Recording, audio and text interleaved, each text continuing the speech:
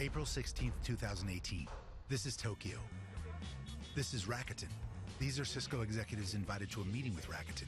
This is Tarek Amin, CTO of Rakuten Mobile. This is Prakash Suthar, team leader from Cisco Customer Experience. Namaskar. Good morning. This is a story about doing something that's never been done before. Prakash, I need someone to help me build the world's first end-to-end cloud-native network. We need a partner. Let's do it. In order for this to work, it has to be optimized for 5G. We'll design it from scratch. Fully automated. Fully virtualized. Cloud. Core. Transport. Virtual RAN. Everything. It will be the first of its kind. Oh, yeah. You can figure it out? We can figure it out. This is their idea. It's an ambitious idea. An unprecedented idea. It's true. But this is what industry executives called it. Impossible. But that didn't stop them. That just made them hungry. So Prakash, how about developers? We'll create a platform. Different systems. Different partners Working together. What else? This is the plane that took the Rakuten team to San Jose. Okay, so it takes 3 weeks to implement a traditional radio site.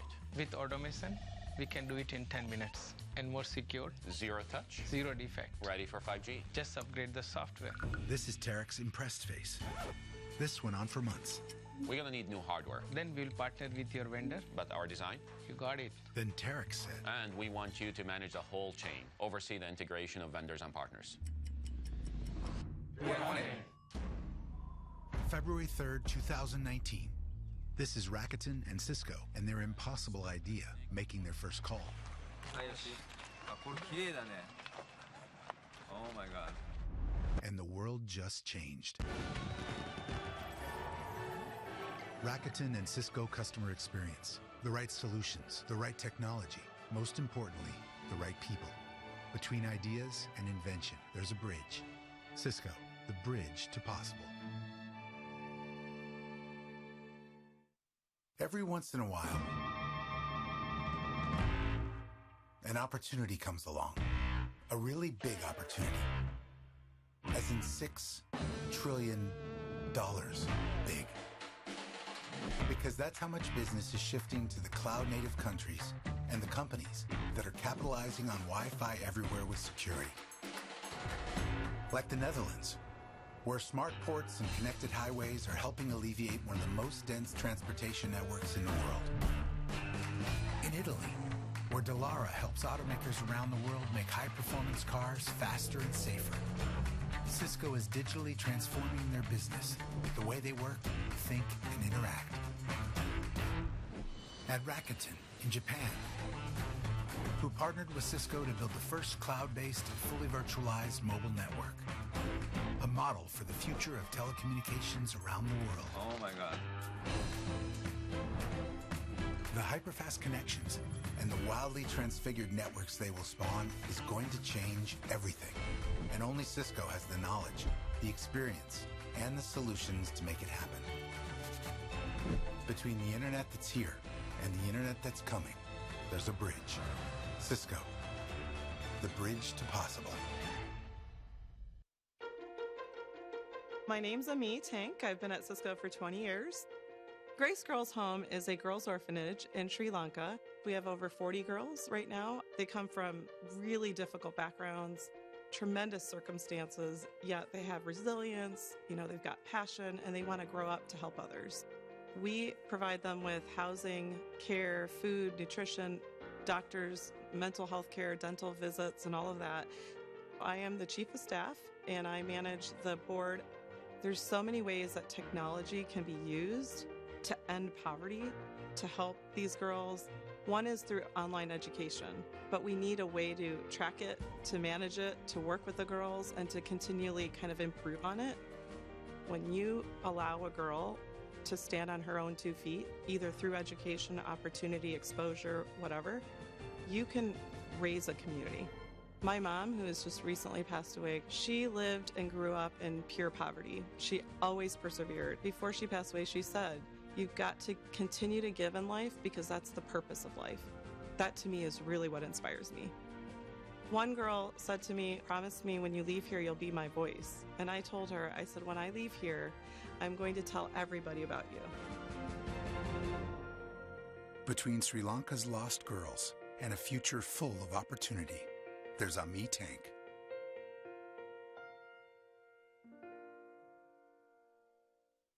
My name is Roy Vessel. I've been at Cisco for 12 years. Outside of Cisco, I work in teaching cybersecurity and cyber defense to youth through a program called Cyber Patriot and through the United States Air Force Civil Air Patrol. I took the team over and fell in love with it. We started at the age of 12, work all the way through high school. I want them to know how to take care of themselves and protect their information, protect themselves, protect their families. I've got kids that have graduated through my program that are now working for the government. I've got folks that are working in corporations looking for cyber threats and how do we prevent them. Cisco's been heavily involved. If you have something that you have on your heart or a passion that you want to reach out and do, talk to your manager. The satisfaction of seeing these kids grow, seeing those light bulbs go off, that's my payment. Between curious kids and the future of cybersecurity, there's Roy Vestal.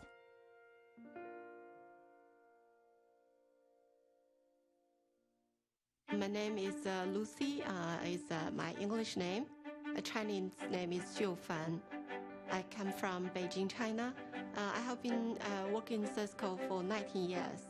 I'm a sales manager in customer experience team. I think Cisco is really a great company. Cisco support us giving back live days. We have some energy. We have the eager from the heart. So everybody, when they know what I'm doing, they just raise hand. Lucy, give me a chance. I want to join. I can make something happen. I work for the Gray and Shine Foundation since 6 years ago. They had a lot of program, but the major program is support rural teacher and rural children for the reading program. The children really need resources to support them and to get the learning capability to support their future. We actually leverage Cisco some technology like WebEx. We provide some training to the teacher. They can, improve their skill and their reading knowledge, and they can know the word better. I think together we have a big power. It's not only one or two children can benefit from that. I'm proud of that. Between rural school kids and a universe of learning, there's Lucy Guo.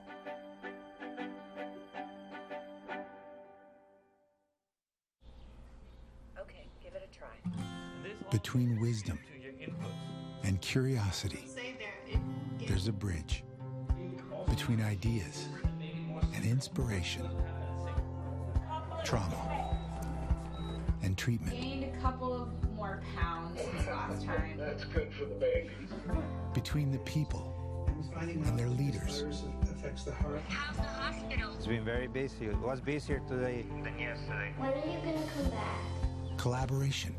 And we have in the center. And creativity. You don't want that sketch to compete with the image.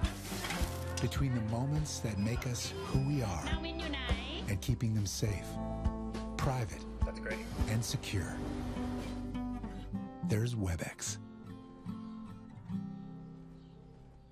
Beautiful.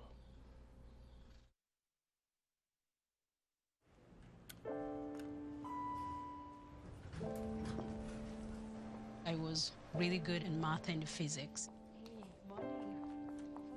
So that was my favorite subject since high school. That's actually how I ended up in engineering.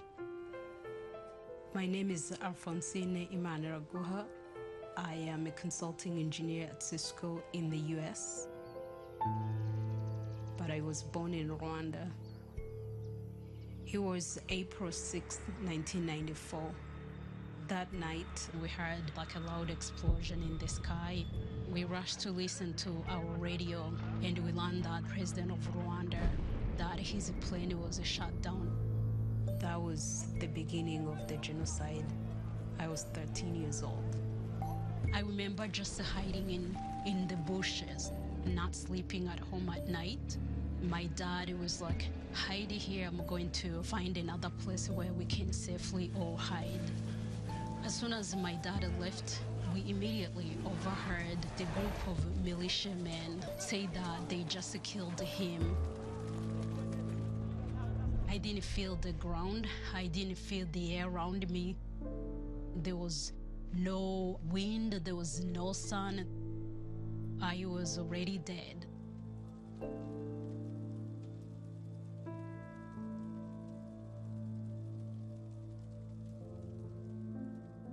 Eventually, I found my 3 younger siblings. They were in the orphanage. At that point, I was like, I don't know what's gonna happen, but my life has a meaning. Just watching how one person could make a big difference, I started my nonprofit, Rising Above the Storms. We work with the homeless kids. We help them go back to school. I could have ended on the street. I could have been one of them, and just seeing them actually dreaming, it gives me hope. Doesn't matter how you do it, make a goal to change one life.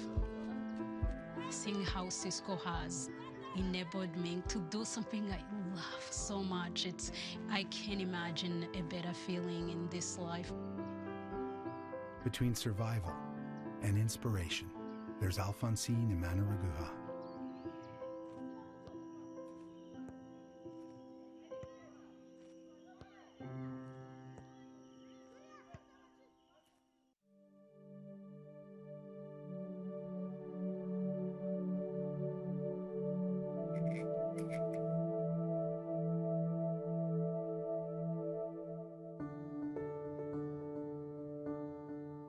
The electricity is always there.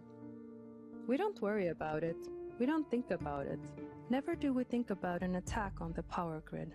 It is like this all over the world. It is like this in Finland.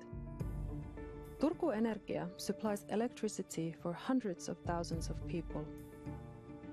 Because its operations network was independent from IT, an attack could have found its way into the grid and no one would have known, until it was too late.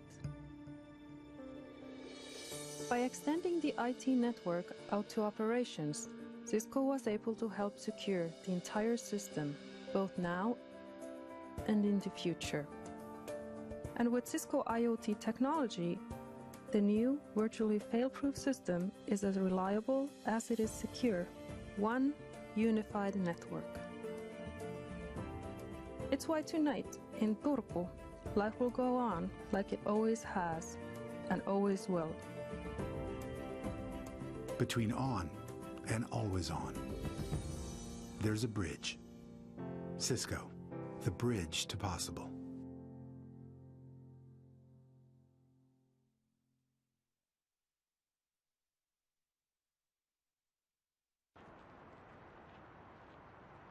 Every day, every night, everywhere. People are living on the streets. We see it. We all know it's a problem. But what can we do?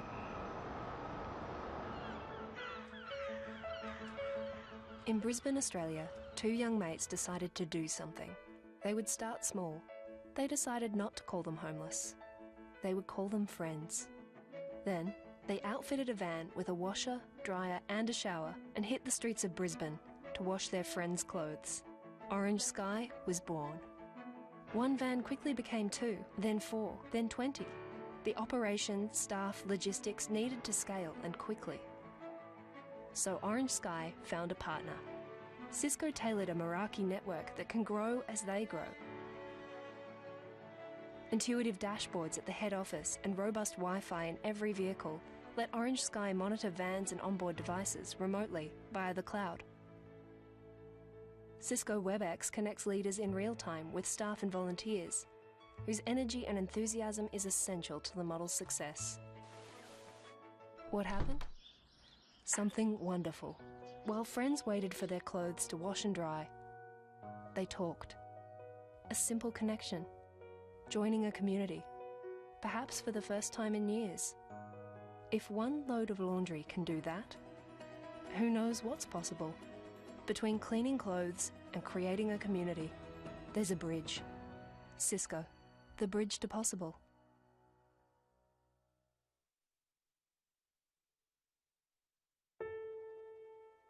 Electricity is like the air we breathe.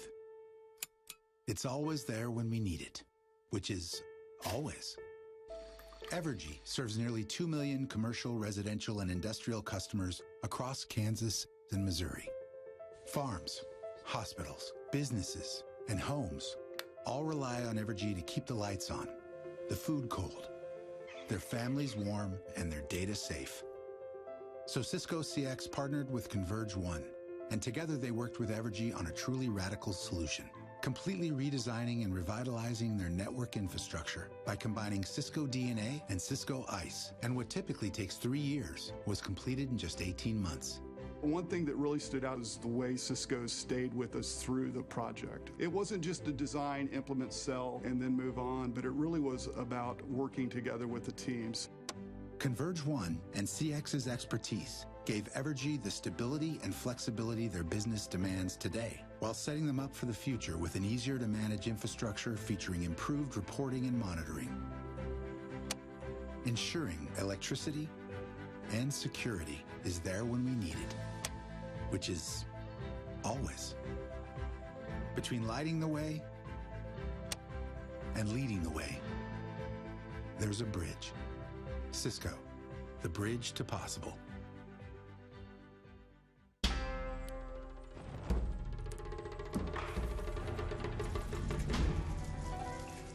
I have a lot of ambitious dreams, like making the best tea in Japan and sharing it with the rest of the world.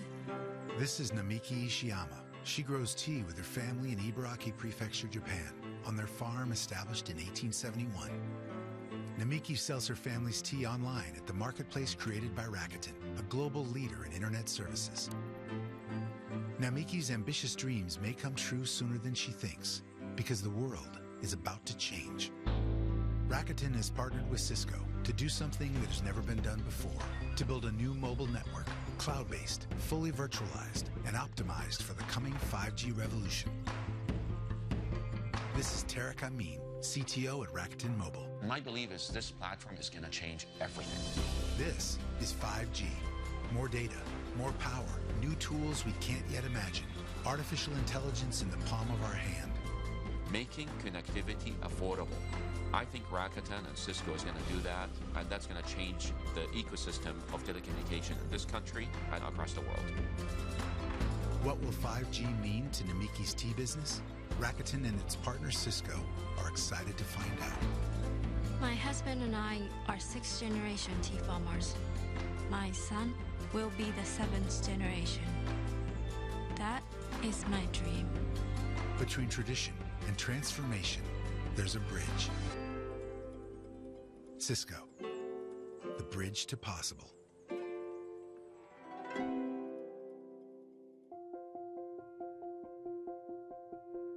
Running makes me feel happy. My favorite part about cross country is like the mental part. I'm Max. When I was 11 years old, I was diagnosed with aplastic anemia. And if I didn't find a donor, I probably wouldn't be here right now. I'm Dylan and I'm 22. 3 years ago, I joined the registry at Be The Match. It was simple, just swab your mouth and send it in. Be The Match is a global database of donors. To save more lives, they needed to make more matches. So they consulted with technology integrator E+. The solution? Cloud-based management made possible by Cisco UCS. Now, Be The Match team members use Cisco WebEx and Contact Center to collaborate with patients, donors, and their critical courier network. And their data is secure, protected by Cisco Umbrella Security. Knowing what Max had to go through, what I had to do was easy. One person in the world was a match to me. It was pretty special. The Cisco network allows Be The Match to make matches faster than ever. And that's just the start of what's possible. I am excited to meet Max. I don't think he knows it yet, but he's always going to have a #1 fan. Me and Dylan are DNA twins.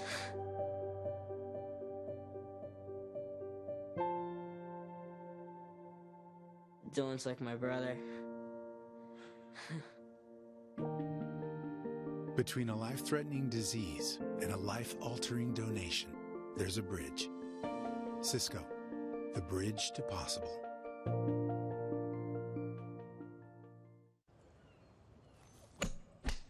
When someone asks, where were you when golf history was made, you don't want to say, at home on my couch. You want to be there. You want that connection. Not just watching history, but part of it. Welcome to the 2019 U.S. Open at Pebble Beach.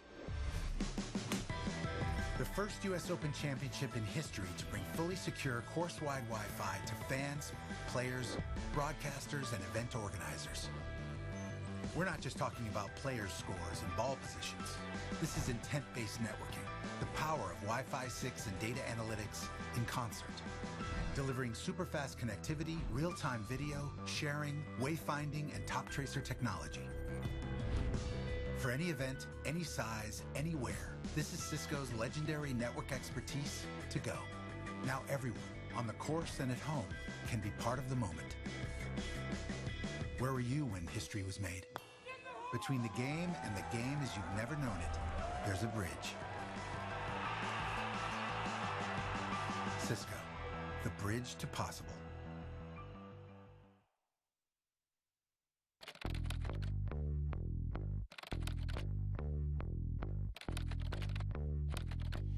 My feet go boom, boom, boom, boom, boom, boom, boom, boom, boom. My heart beats boom, boom, boom, boom, boom, boom, boom, boom, boom. High speed goes boom, boom, boom, boom, boom, boom, boom, boom, boom. My feet go boom, boom, boom.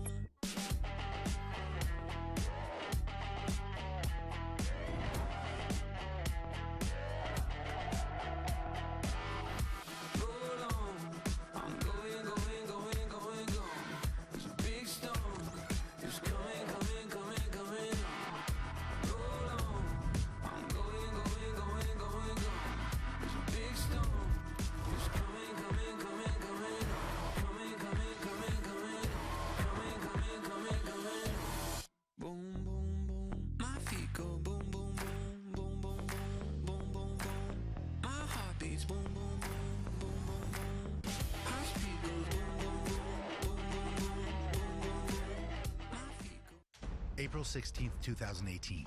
This is Tokyo. This is Rakuten. These are Cisco executives invited to a meeting with Rakuten. This is Tarek Amin, CTO of Rakuten Mobile. This is Prakash Suthar, team leader from Cisco Customer Experience. Namaskar. Good morning. This is a story about doing something that's never been done before. Prakash, I need someone to help me build the world's first end-to-end cloud-native network. We need a partner. Let's do it. In order for this to work, it has to be optimized for 5G. We'll design it from scratch. Fully automated. Fully virtualized. Cloud. Core. Transport. Virtual RAN. Everything. It will be the first of its kind. Oh, yeah. You can figure it out. We can figure it out. This is their idea. It's an ambitious idea. An unprecedented idea. It's true. But this is what industry executives called it. Impossible. But that didn't stop them. That just made them hungry. So, Prakash, how about developers? We'll create a platform. Different systems. Different partners working together. What else? This is the plane that took the Rakuten team to San Jose. Okay, so it takes 3 weeks to implement a traditional radio site. With automation, we can do it in 10 minutes. And more secure. Zero touch. Zero defect. Ready for 5G. Just upgrade the software. This is Tarek's impressed face. This went on for months. We're gonna need new hardware. Then we'll partner with your vendor. But our design? You got it. Then Tarek said. And we want you to manage the whole chain, oversee the integration of vendors and partners. We're on it. February 3rd, 2019. This is Rakuten and Cisco and their impossible idea, making their first call. Oh my god. And the world just changed. Rakuten and Cisco Customer Experience. The right solutions, the right technology, most importantly, the right people. Between ideas and invention, there's a bridge. Cisco, the bridge to possible. Every once in a while, an opportunity comes along. A really big opportunity. As in $6 trillion big. Because that's how much business is shifting to the cloud-native countries and the companies that are capitalizing on Wi-Fi everywhere with security. Like the Netherlands, where smart ports and connected highways are helping alleviate one of the most dense transportation networks in the world. In Italy, where Dallara helps automakers around the world make high-performance cars faster and safer. Cisco is digitally transforming their business, the way they work, think, and interact.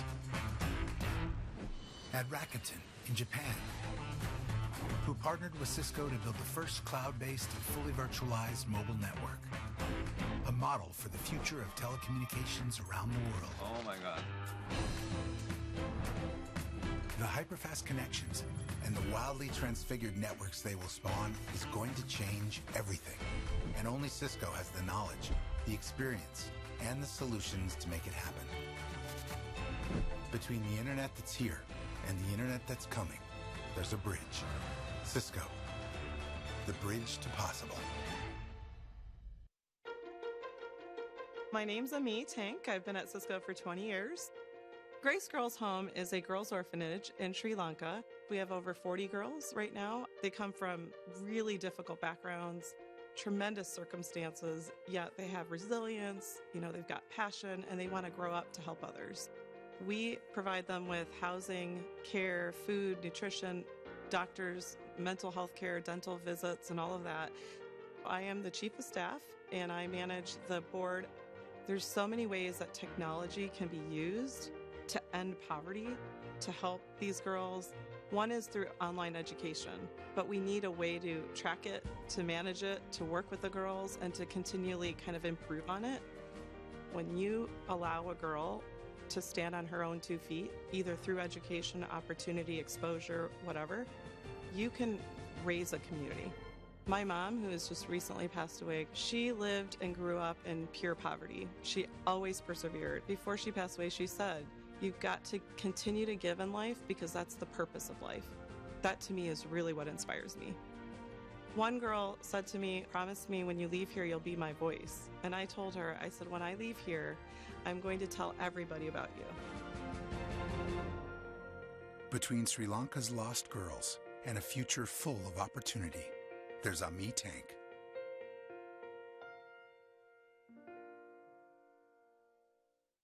My name is Roy Vessel. I've been at Cisco for 12 years. Outside of Cisco, I work in teaching cybersecurity and cyber defense to youth through a program called Cyber Patriot and through the United States Air Force Civil Air Patrol. I took the team over and fell in love with it. We started at the age of 12, work all the way through high school. I want them to know how to take care of themselves and protect their information, protect themselves, protect their families. We've got kids that have graduated through my program that are now working for the government. I've got folks that are working in corporations looking for cyber threats and how do we prevent them. Cisco's been heavily involved. If you have something that you have on your heart or a passion that you want to reach out and do, talk to your manager. The satisfaction of seeing these kids grow, seeing those light bulbs go off, that's my payment. Between curious kids and the future of cybersecurity, there's Roy Vestal.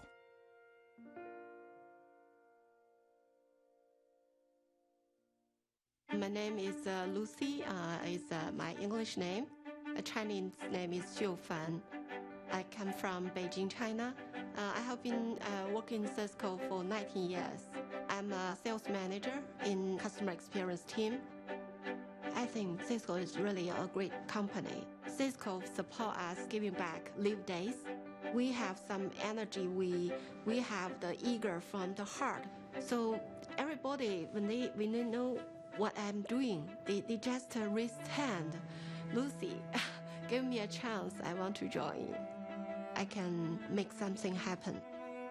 I work for the Gray and Shine Foundation since 6 years ago. They had a lot of program, but the major program is support rural teacher and rural children for the reading program. The children really need resources to support them and to get the learning capability to support their future. We actually leverage Cisco some technology like WebEx. We provide some training to the teacher. They can, improve their skill and their reading knowledge, and they can know the word better. I think together we have a big power. It's not only one or two children can benefit from that. I'm proud of that. Between rural school kids and a universe of learning, there's Lucy Guo.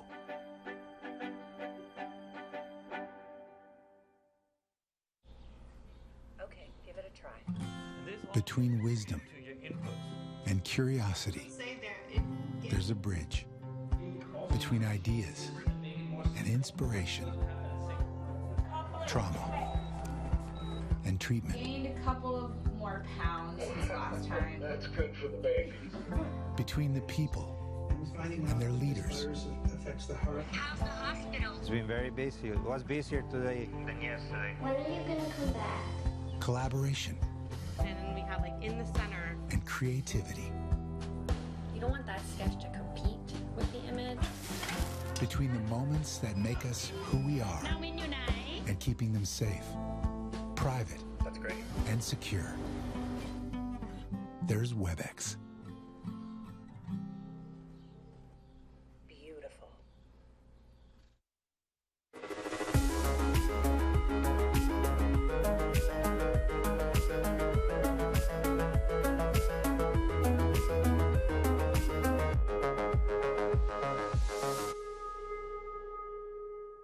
Hi, and welcome to the Cisco Secure Insight Summit. My name is Ben Munro, and I'm going to be your host for day one of a two-day event. And we have got a lot of content coming up, so we're going to get straight into that after a couple of quick notes. First of all, today it's all about zero trust in today's evolving workplace. I want to make sure you don't lose sight of the fact we have a second day coming up, and day two, we're going to transition and talk about security as a team. We know that complexity sometimes can be our biggest threat, and so day two has got some incredible speakers lined up, and I'll come on right at the end of today's session and let you know more about that. We're also going to talk about our security platform, about SecureX, because that's one of the things we're most excited about. Having started to really deliver platform capabilities at scale, provide visibility, provide insights, provide integration, and really help give teams time back. So that's all day two. Now let's focus back on day one, when we have an incredible lineup of speakers for you to really dive deep into two topics. The first of those is zero trust, a framework that I know all of you know about, and something that is incredibly important for the security industry to think about. And the second of those is really securing remote workers. And there's kind of obviously a subtext of everything we're doing at the minute. This incredible shift we've had from February and March onwards with enabling a huge amount of our workforce to leave the office, to get to their homes, and to work securely from that environment. And obviously we know that that's not going to revert back to how it was before. That's going to enable a transformation to a greater percentage of the workforce being remote, being outside of an office. So we want to make sure we think about that as well. In order to do that, we've assembled some thought leaders, we've assembled industry analysts, we've brought in some of our own subject matter experts to help tell that story. And we're going to start with Wendy Nather, the head of the advisory CISOs.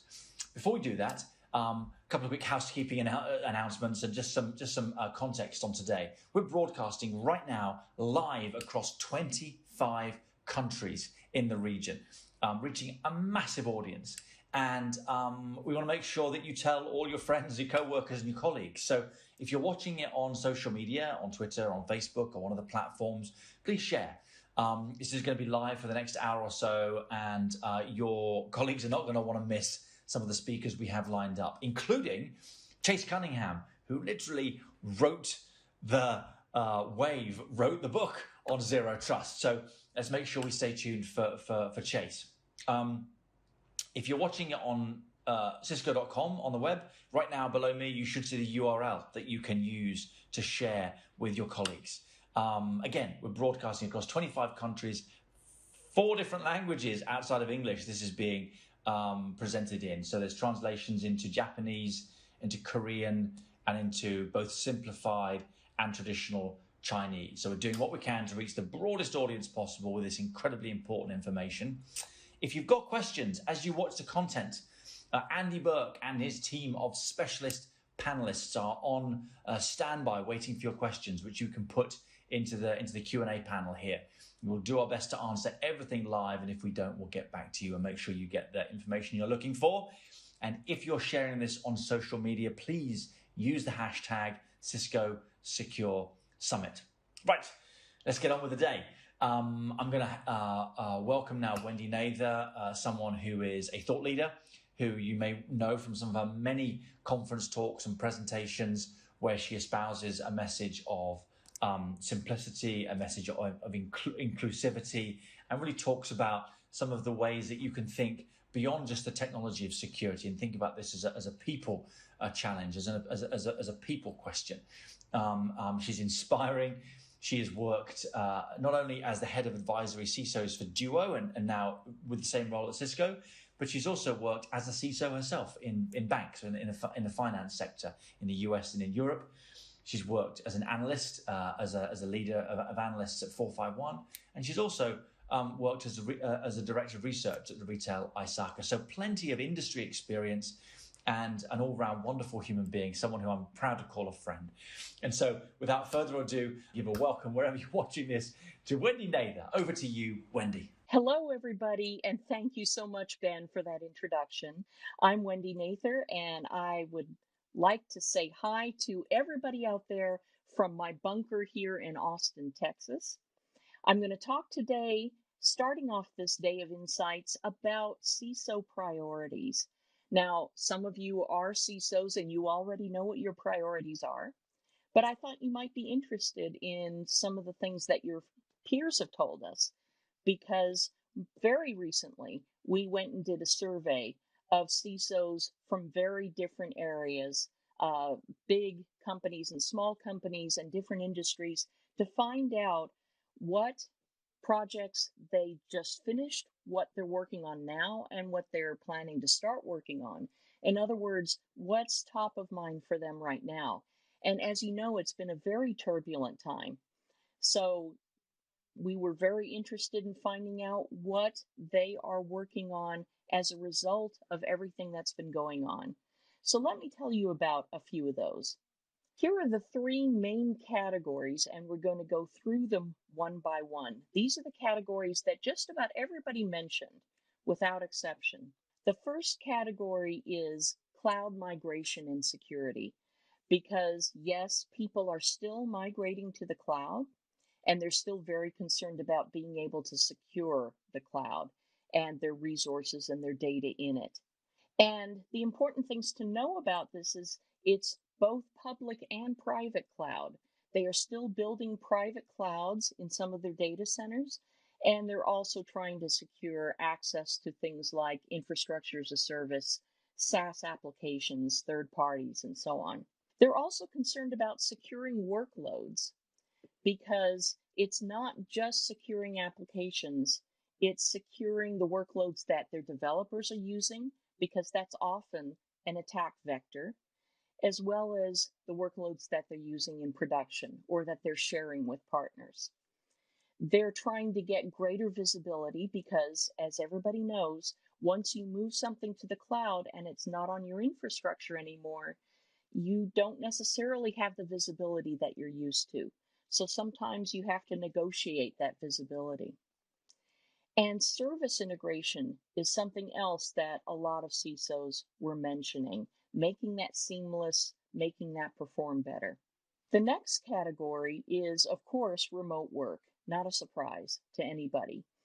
A lot of organizations were taken by surprise by the pandemic, and they had to scale remote access very rapidly in order to keep from disrupting the business.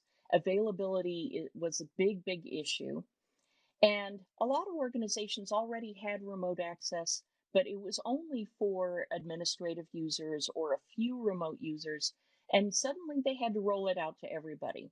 And maybe their infrastructure wasn't scaled for the entire company. Maybe they didn't have enough licenses and so on. There was a lot of scrambling that happened. And then finally, everybody was concerned about secure collaboration. And by that, I don't just mean secure video like WebEx, although I do have to say that in the month of April alone, on one single day, Cisco hosted 5 million WebEx video meetings. 5 million, which means that I'm kind of concerned about some of you people. I don't know, that's a lot of meetings. But not just video collaboration, but also file sharing, really large files. I can't tell you how many times I've had to try to share a PowerPoint that was too big to email, and I had to think about, let me see, can I upload that to Teams? Do I send it in Slack? Do I put it in Box? Everybody is trying to figure out a coherent way of sharing all the different types of data that they need to share now that everybody is distributed and now that physical access isn't necessarily possible. And then finally, securing identity. And you might think that we have this problem solved by now, but we don't. I know from my own experience as a CISO in the public and private sectors that identity and access management is a project that can go on for years. I mean, it's the interface that the business uses to access IT. And because the business is always changing, IAM has to change all the time too. So CISOs told us that they were working on consolidating, rationalizing, simplifying their IAM architecture. And a lot of this is because account takeover attacks and credential stuffing attacks are still very big. And they've only gotten worse since everybody had to move to remote access. The attackers know this, and they're stepping up their scans on the internet looking for open remote access. And of course, phishing attacks go along right with that. The point of that is to steal passwords so that they can get access. Now, phishing attacks have been with us for a long time.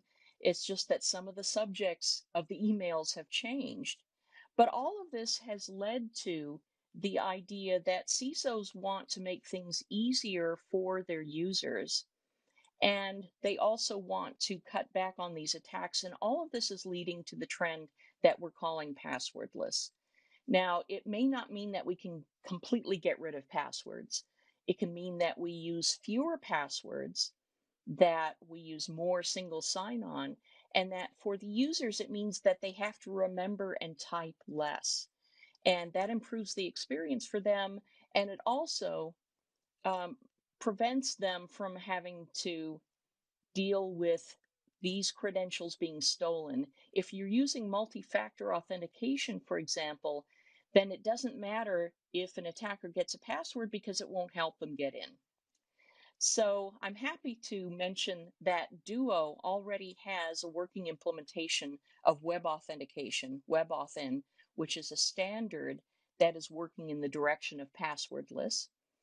And the idea behind this is if you can get your user to authenticate to something like a phone, let's say with biometrics, instead of a password, and the secure enclave on the phone then does the rest of the authenticating in a secure cryptographic manner with other applications, then it's both more secure and it's a better experience for your users. So this is why passwordless has become such a hot topic for CISOs. And then finally, we asked them, all of these CISOs, what are the outcomes that you want from these projects? We talk a lot about activities in security, but not necessarily what specific outcomes we want to see. Now, for some of the outcomes, they were very simple. They wanted to implement something, like they wanted to implement zero trust, or they wanted to implement encryption for social security numbers or other data that they have. In some cases, the outcomes were they wanted to detect and react faster to incidents. They wanted to protect data better because now data is wider in distribution. It's distributed more widely now that everybody is working remotely. They want to simplify management, and I'm sure a lot of you can identify with that. They want to simplify the management of all of their security, and they want to align better with the business goals. Now, the one positive note that's come out from this year so far is that there were a lot of things that organizations and their security teams were afraid that they couldn't actually do, like they couldn't grant remote access to everybody. But when push came to shove, they were able to do it. And so organizations are finding out that there is security that they can accomplish that they never thought they could before. So that's the positive note that I want to end on. Thank you very much. Enjoy the rest of the day. And Ben, I'm going to hand it back to you. It's all yours. Thank you, Wendy Nather. That was fantastic as ever. Thank you for the CISO perspective and some thoughts around our current transition to securing our remote workers. Now I'd like to transition to our next guest, continuing this theme of how we react in the current climate. We are very fortunate to have with us a representative from an organisation that we have worked with for quite a while now, and that is Interpol. We're delighted to have Uk-Young Jung, who is an analyst at Interpol's Cybercrime Directorate. And Uk-Young is going to, first of all, describe a little bit about what the team does and how Interpol tries to keep the world safe and tries to collaborate cross borders around the world. But then also is going to talk a bit about cyber hygiene, if you like, in this time of pandemic, and how we can respond as an industry to that. So very fortunate to have you with us today. Uk-Young, over to you. Thank you very much, Ben. It's a great pleasure to speak at the Secure Insight Summit. My name is Uk-Young Jung. I'm a policy analyst of Interpol Cybercrime Directorate. I would like to extend my sincere gratitude to Cisco for having Interpol here. Now, allow me to speak about how Interpol is reducing the global impact of cybercrime. Interpol is a neutral and global organization with 194 member countries. With the vision of connecting police for a safer world, we communicate with our member countries through a secure network called I-24/7. Interpol has 3 global crime programs focusing on counterterrorism, organized and emerging crime, and the one that concerns us, the cybercrime. Interpol Cybercrime Program is located in Singapore and is working towards the overarching goal of reducing the global impact of cybercrime and protecting communities for a safer world. Our program has 3 core pillars. The first one is the delivery of effective cybercrime threat response. The second, coordination of regional and global cybercrime operations. And the third, the development of cyber capabilities. Our work is developed based on the discussions that we have with our member countries on a regular basis. We do this by maintaining the regional and global networks of cybercrime experts. Interpol General Assembly last year, member countries have adopted a resolution endorsing the Project Gateway, which is a framework that allows us to have data sharing agreements with private sector companies. As you can see here, we currently have 13 private partners, including Cisco, who provide very valuable, up-to-date cybercrime information. So with the data and information we gather from our member countries and private partners, we develop a better understanding of global cyber threat landscape to design a prioritized and targeted response. In fact, our core activity is to collect, process, analyze, and disseminate cybercrime information to better support our member countries. So through this process, our recent assessment of the global landscape was that cyber criminals are taking advantage of the COVID-19 pandemic to launch a variety of cyber attacks. The key point here was that these were not completely new threats, but rather known ones wearing new masks. So for instance, some of the known malware which had been relatively dormant in the last few months or years were redetected since the outbreak began, using COVID-19 to boost their social engineering tactics. Although these cyber threats are constantly evolving, we have identified a few prominent ones. Malicious domain. There has been an increase in domains registered with the keywords of COVID or Corona, obviously due to the interest for information about the global pandemic. And many of these were considered to be developed with malicious intent. In the beginning, we were informed that there were about 40,000 high-risk newly registered domains. Disruptive malware such as ransomware. Cybercriminals are increasingly seeking targets for the deployment of ransomware where the system access or data is critical to demand for higher ransom. So more and more governments, critical infrastructure, and healthcare organizations are being targeted during COVID-19. Online scams and phishing, and of course, the thirst for information on COVID-19 online and the extreme need for key supplies and healthcare products provided a very ideal scenario for criminals to take advantage. For instance, criminals send COVID-19 themed phishing emails attaching malicious documents to exploit a vulnerability to run malicious code or to steal user credentials and passwords. And they also create a fraudulent website related to COVID-19 to lure victims into providing personal details or sensitive information. Another key threat that we observed is related to the remote workforce. An anticipated surge in remote working overburdened the security measures that were put in place prior to the virus outbreak. So cybercriminals can steal employees' credentials through, for instance, unpatched office tools and software, and these stolen credentials are often used for further cyber attacks. In addition, there was a significant rise in the number of cyber attacks targeting teleconference tools since January 2020. And VPN connections and vulnerabilities are also being targeted to deliver malware. Around March, we started to get a few requests from member countries to support them on ransomware attacks.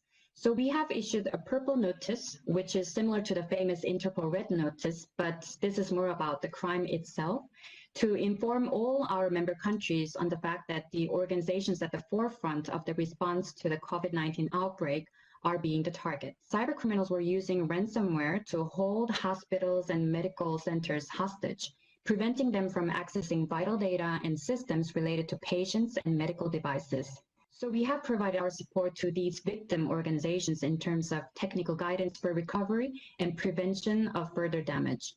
And around this time, we also thought that we should alert the public to these COVID-19 cyber threats, which can really make things worse in an already dire situation in the physical world. So we decided to run a global awareness campaign called Wash Your Cyber Hands for a month in May. So let me show you some infographics that we used during the campaign. This one is to let people know about ransomware attacks. Our advice here is that if this actually happens to anyone, do not panic and don't pay, because payment doesn't guarantee that you will get your data back. And please contact your local police. It is extremely important that cybercrime is reported to police just like any other crimes on the streets, so that we can actually solve and mitigate them. For online scams and phishing, our advice was to watch out for spelling mistakes in email addresses or links, generic greetings, and any random requests that is requiring for your personal information or something that insists you to act immediately with a sense of urgency. For working from home threats, we provided some recommendations for companies on how to secure their remote workforce and also their important data. The long-term effect of COVID-19 in the cyber domain is that we would definitely see further increase in cybercrime, as other types of crimes might be affected, and therefore criminals will look for other revenue streams, especially online. As a result, some criminals might take advantage of a dark market to look for cybercrime as a service, which guarantees an easy entry for them. We will see the continued cyber attacks against the healthcare sector and associated supply chains due to their critical data and also the growing demand for their services. When COVID-19 vaccination or medication will be released, there might be another spike in phishing or online scams. Business email compromise might also surge, involving the spoofing of supplier and client email addresses. In the long term, if more and more people work from home, there will be a further increase in security threats. Therefore, securing your home network and also keeping good cyber hygiene should be the new normal. Organizations should set up clear guidelines and security policies that ensure a data backup plan, multi-factor authentication, and sufficient digital capacity. To protect our growing digital economies and remote workforce, an alliance of various stakeholders within the global ecosystem of cybersecurity is imperative.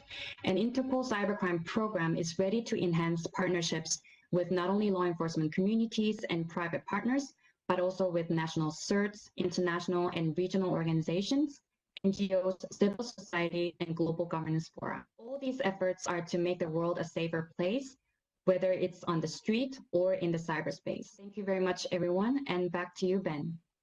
Thanks very much to Ukyung from Interpol's Cybercrime Directorate. That was fascinating. It's always good to hear from Interpol. It's always interesting the scale of the operations that they have and the complexity that they're dealing with. And we're very grateful for the partnership and for Ukyung taking some time today to talk more about that.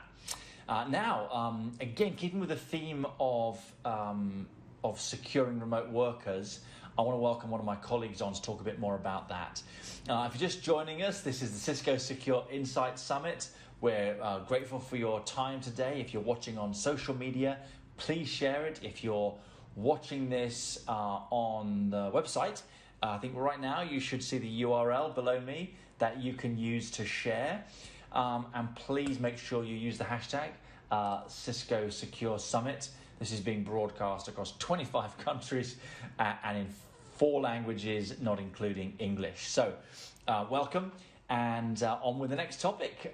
We have got Senior Director from the Cisco Security Business Group, Chandro Prasad. I'm delighted to welcome Chandro to the summit. And he's going to talk a bit about how we've transitioned from the emergency response around COVID-19 and helping all of our customers to very quickly, very rapidly to secure their remote workers at scale, and how we really need to think about that as a new way of helping customers architect their IT infrastructure and their security infrastructure, because clearly, having made that rapid change, we're all not shifting back. You know, there's going to be a little bit of return, but there's also going to be a lot of transformation in this next phase of our development. So Chandro is going to tell you much more about that. So let me just hand over straight to him now. Welcome, Chandro. Over to you. Ben, thank you for the warm introduction. And folks, thanks for taking the time to join us this morning. My name is Chandrodaya Prasad. I'm a Senior Director at Cisco Security Business Group. Amongst all of the initiatives that I manage, the Cisco Secure Remote Worker that I'm going to talk about today is probably one of the most important topics that we will be talking about, given everything that's going on in the broader scheme of things. So if we look back a few months ago, the traditional workplace for a lot of us has been about getting up in the morning, getting dressed, commuting to work, meeting people, and then heading back. The new workplace, or the new norm right now, and most of us are working from home, and this seems to be the evolving workplace of the future. Based on the feedback that we've heard, this will likely be a long-term scenario because even after the pandemic crisis subsides, employers and employees are realizing the benefits. They're finding value in teleworker scenarios because of 1, increased productivity, number 2, lowered overall cost, and 3, overall burden of change management. So as companies shifted to remote work, it has brought about a sudden strain on both the IT and the security teams. These teams have been tasked with providing support for an unprecedented number of remote workers as well as devices. With this transition, we are seeing a renewed need for shifting from legacy architectures, not just around the network, but around security as well as applications. So given all the activity over the last 2 months since we launched this offer, we see 3 categories of customers coming to us. Number 1, some categories who are well underway on their cloud transition, and this shift has been a very seamless process. So as customer 0, this is a category that Cisco fell into. Number 2, enterprises that already had an existing remote worker infrastructure in place, but needed additional capacity to support the sudden influx of users and devices. And the third are those customers who working from home or remote was something that was never taken into consideration. The preference for these customers was to be on site, be physically present, and remote working, other than maybe accessing a few applications in the cloud, was never a hard requirement. Both the employers and the employees are realizing some obvious benefits. From an employer perspective, the lower overhead cost, as you see on the slide, translates to increased productivity, lowered, say, for example, real estate cost, reduced absenteeism and turnover, and better disaster preparedness. From an employee perspective, the lower employee cost translates to, say, reduced costs in commuting or travel. Simple things as parking. I actually take almost about, on a busy day, take anywhere from 45 minutes to an hour to get to work, even though I live maybe about 5 miles away from work. I save on going to a cafe, going to a restaurant for lunch and whatnot. So ultimately, both employees and employers are seeing an overall increase in higher productivity and efficiency with some of the transitions that are in place. Up until now, we've talked about the benefits, and the benefits of the new workplace or the new paradigm is obvious. This does not come without its challenges. See, the unfortunate thing about this pandemic is that there are a lot of malicious people out there to exploit the situation.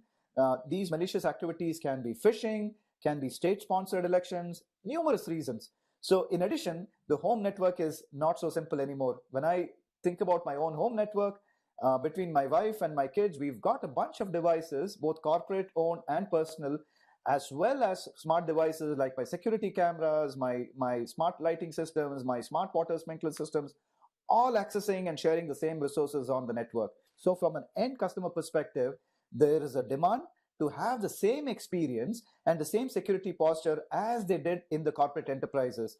But the IT and the security teams are being asked the obvious questions. And those questions are, hey, can you tell me who's accessing the network? Can you tell me what devices are coming onto the network? Are these devices employee owned or are these personal devices? If they are employee owned, do they have the right policies in place? Do these devices have the right software patches? Do they have any malware content on them? What applications are being accessed? Are they being accessed over VPN or over cloud? And last but not the least, the CISOs are looking at this and saying, can we provide a seamless experience without incurring significant OPEX and CAPEX costs? So regardless of what business you're into, your IT and security team need to have the following in consideration. One, first and foremost, make sure that a physical connection that exists, the identity and the trust are established both from a user and a device perspective. There is safe access to company access and data, again, whether the data is on-prem or in the cloud. Protect that data from threats, and obviously make security frictionless as you integrate that into a broader ecosystem.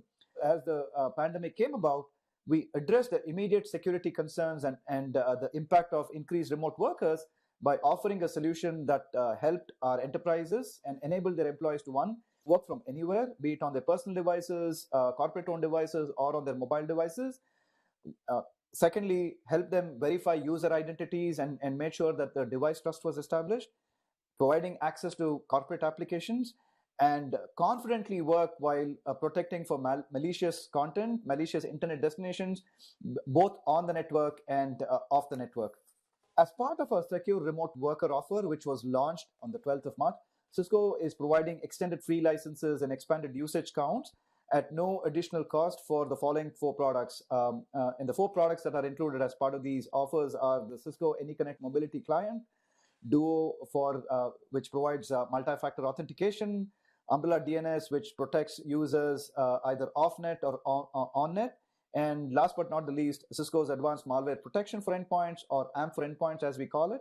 And these products actually fall into 2 main categories. First category is to verify the identity of users and devices. That's what Duo and AnyConnect does. And the second category is to detect and remediate threats. That's what Umbrella and AMP does. I'll provide a quick overview of each of these in the next few slides. So we talked about AnyConnect in my previous slide. AnyConnect is the foundation that provides secure connectivity from anywhere. When I say access from anywhere, it also means access from any device, anytime, and from any location. Secondly, AnyConnect provides you as an IT admin an unmatched visibility of who and what is accessing the network. So with the data that's available, such as login data, the IT personnel can take a closer look at the roaming laptop users activity, or make changes to the policy from the headquarters or remotely. And these policies are immediately enforced across an individual user or a group of users or a device, regardless of the location. Finally, the solution is very robust and scalable. Even at Cisco, where we have upwards of 100,000 employees, we have seen a massive spike around working from home, and connecting into the corporate environment for users like us has been seamless with no issues at all. And last but not the least, the number of AnyConnect clients out there is astronomical, and Cisco by far has the largest footprint in the world. So again, just to recap, the 4 points that I was making around AnyConnect: working from anywhere, expanding visibility, ease of use, and systematically protecting users when connected to the network. So Duo is a company that we acquired. It's a little over a year now. So as you have more remote workers coming online and with a BYOD concept that is being encouraged by a lot of enterprises, the first step for an IT administrator is to establish device visibility and hygiene. And assuming that the user is trusted, Duo software that runs on your devices enforces that both the managed as well as your unmanaged device prove trustworthiness through security health inspections for things like updated operating system, known vulnerabilities in applications downloaded from the internet, and so on. Duo offers control to inform users of these problems and directs them to update software and automatically enforce policies to block devices if they don't meet the minimum security requirements. So in addition to once the device is trusted, Duo then enables connection to applications in the cloud or on-prem, and these policies can be enforced at an individual level or a group level or an application level, as an example. So the policies can also have can also be based on geographic location. You can have a policy that states somebody from APJ or Asia Pacific cannot access resources in North America, as an example. Last but not the least, in terms of authentication, Duo pioneered push-based authentication. So all you need is to simply tap a button on the phone to get access to your applications. So in addition to all of the benefits that I just talked about, Duo supports a variety of authentication methods like SMS, phone call, soft token, etc.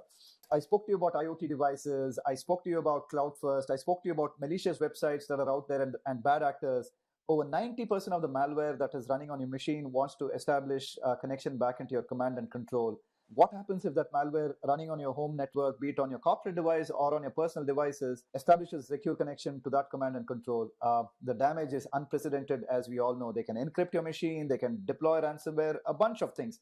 Since DNS is the first step in internet connection, Cisco Umbrella can be the first line of defense that protects you and your customers off the network as well as on the network. The Umbrella solution at a very high level, one, it sees all the internet traffic across all users.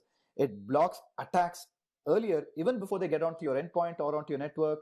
It contains the malware that is already inside by blocking callbacks to the attacker's infrastructure.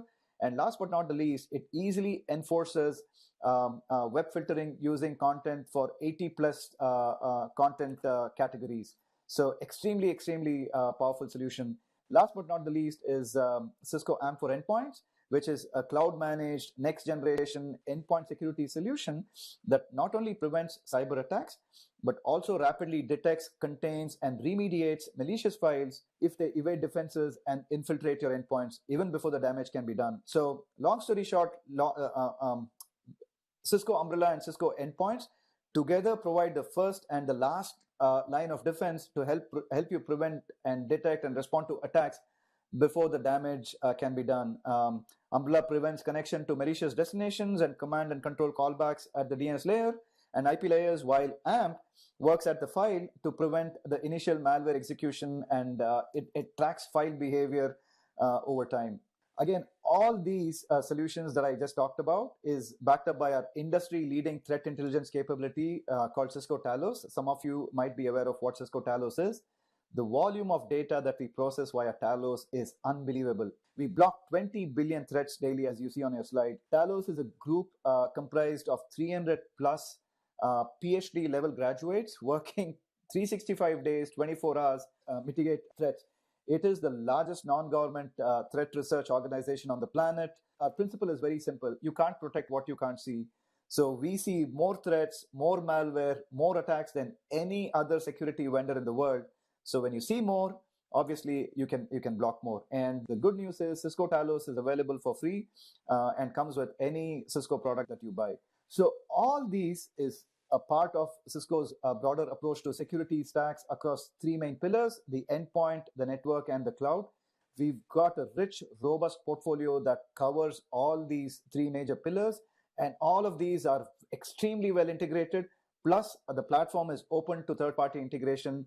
There is a unified visibility across your infrastructure, and this seamlessly integrates into your existing capabilities. Last but not the least, Cisco's security capabilities are number one in almost all of the pillars that we talked about, and very well recognized by all of the top analysts that you see on the slide here. So call to action, There is a ton of resources available on cisco.com. If you search for Cisco Secure Remote Worker, it will point you to the right webpage on cisco.com. Again, a ton of resources, technical guides, architecture guides. Please reach out to your Cisco salesperson. And if you need any help, we are more than happy to step in and help out. Again, thank you for your time and stay safe. Thank you, Chandro. So now, in terms of another transition, we're going to move from secure remote work really into a much deeper dive on Zero Trust. And if you're just joining us, this is the Cisco Secure Insight Summit. This is an exploration of security topics, including our platform approach to security and how security should work as a team. And today's theme is Zero Trust and the secure remote worker. So we just heard from Wendy Nather, we heard from Ukyung Jung from Interpol, and we heard from Chandra Prasad talking about this secure remote worker challenge. And now we need to pivot, and we're going to talk about Zero Trust, and who better to help lead off this part of the discussion than Dr. Chase Cunningham. Chase is someone we know very well, someone who is a principal analyst at Forrester and who has covered a wide range of cybersecurity topics over the years, and someone who is now known principally for some of the work he's done around Zero Trust, including leading the Forrester Wave for Zero Trust, and a lot of appearances and discussions and debates that center around that. So he's got a lot going on, and we're really grateful that he's spending a bit of time with us today to talk about Zero Trust in a new world. So please welcome Chase, and I'm going to hand over to you and say, take it away, Chase. Hey, hello there. This is Dr. Chase Cunningham. I'm a principal analyst on the security and risk team at Forrester Research. Today, briefly, we're going to talk about Zero Trust and how this global strategy is taking hold. So just to give you some background on what Zero Trust is, you've probably heard about it in the news or seen it on TV, or maybe you've gotten some emails or something around Zero Trust. People always ask, well, what is the definition of this? Well, this is the tagline: Zero Trust, never trust, always verify. Well, that's the difference between the old way of trust but verify. This is never trust, always verify. Now, a lot of folks will say, well, what is the definition of Zero Trust? Well, to be honest with you, real strategy doesn't have a biblical definition, if you will. It has referential sort of points and thoughts and ideas and concepts that are applicable, but there is no singular governing body that tells us what this one thing is. However, being that Forrester is the group that coined the term Zero Trust back in 2010, a decade ago, this is what our current sort of broad definition of what Zero Trust means for individuals. Zero Trust is strategically focused on addressing lateral threat movement within the network by leveraging microsegmentation and granular enforcement based on user context, data access control, location, application, and the device posture. Now, on this graphic, you can see that I also have the depth of the password. And the reason I have that is because if you really think about what you're getting to with this approach, you're getting to the depth of the password. And if we can kill the password, we kill one of the largest areas for compromise in the history of cybersecurity. So when folks ask, what is the definition of Zero Trust? This is what I would point them to. This is what I would suggest that you point them to. And I think that this is a pretty applicable definition that covers kind of the entirety of the Zero Trust space.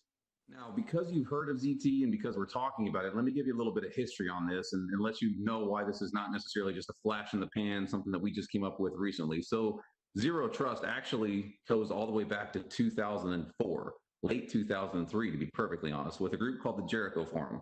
Now, the Jericho Forum was a group of academics and researchers and industry folks that were basically sitting around going, what does the future of security look like? How can we move past just a firewall and the boundary that we put up in this network? Well, their idea was what they called de-perimeterized security. This is actually the earliest slide deck that I could find for this thing from Professor Clark Tomberson on the 10th of September, 2007.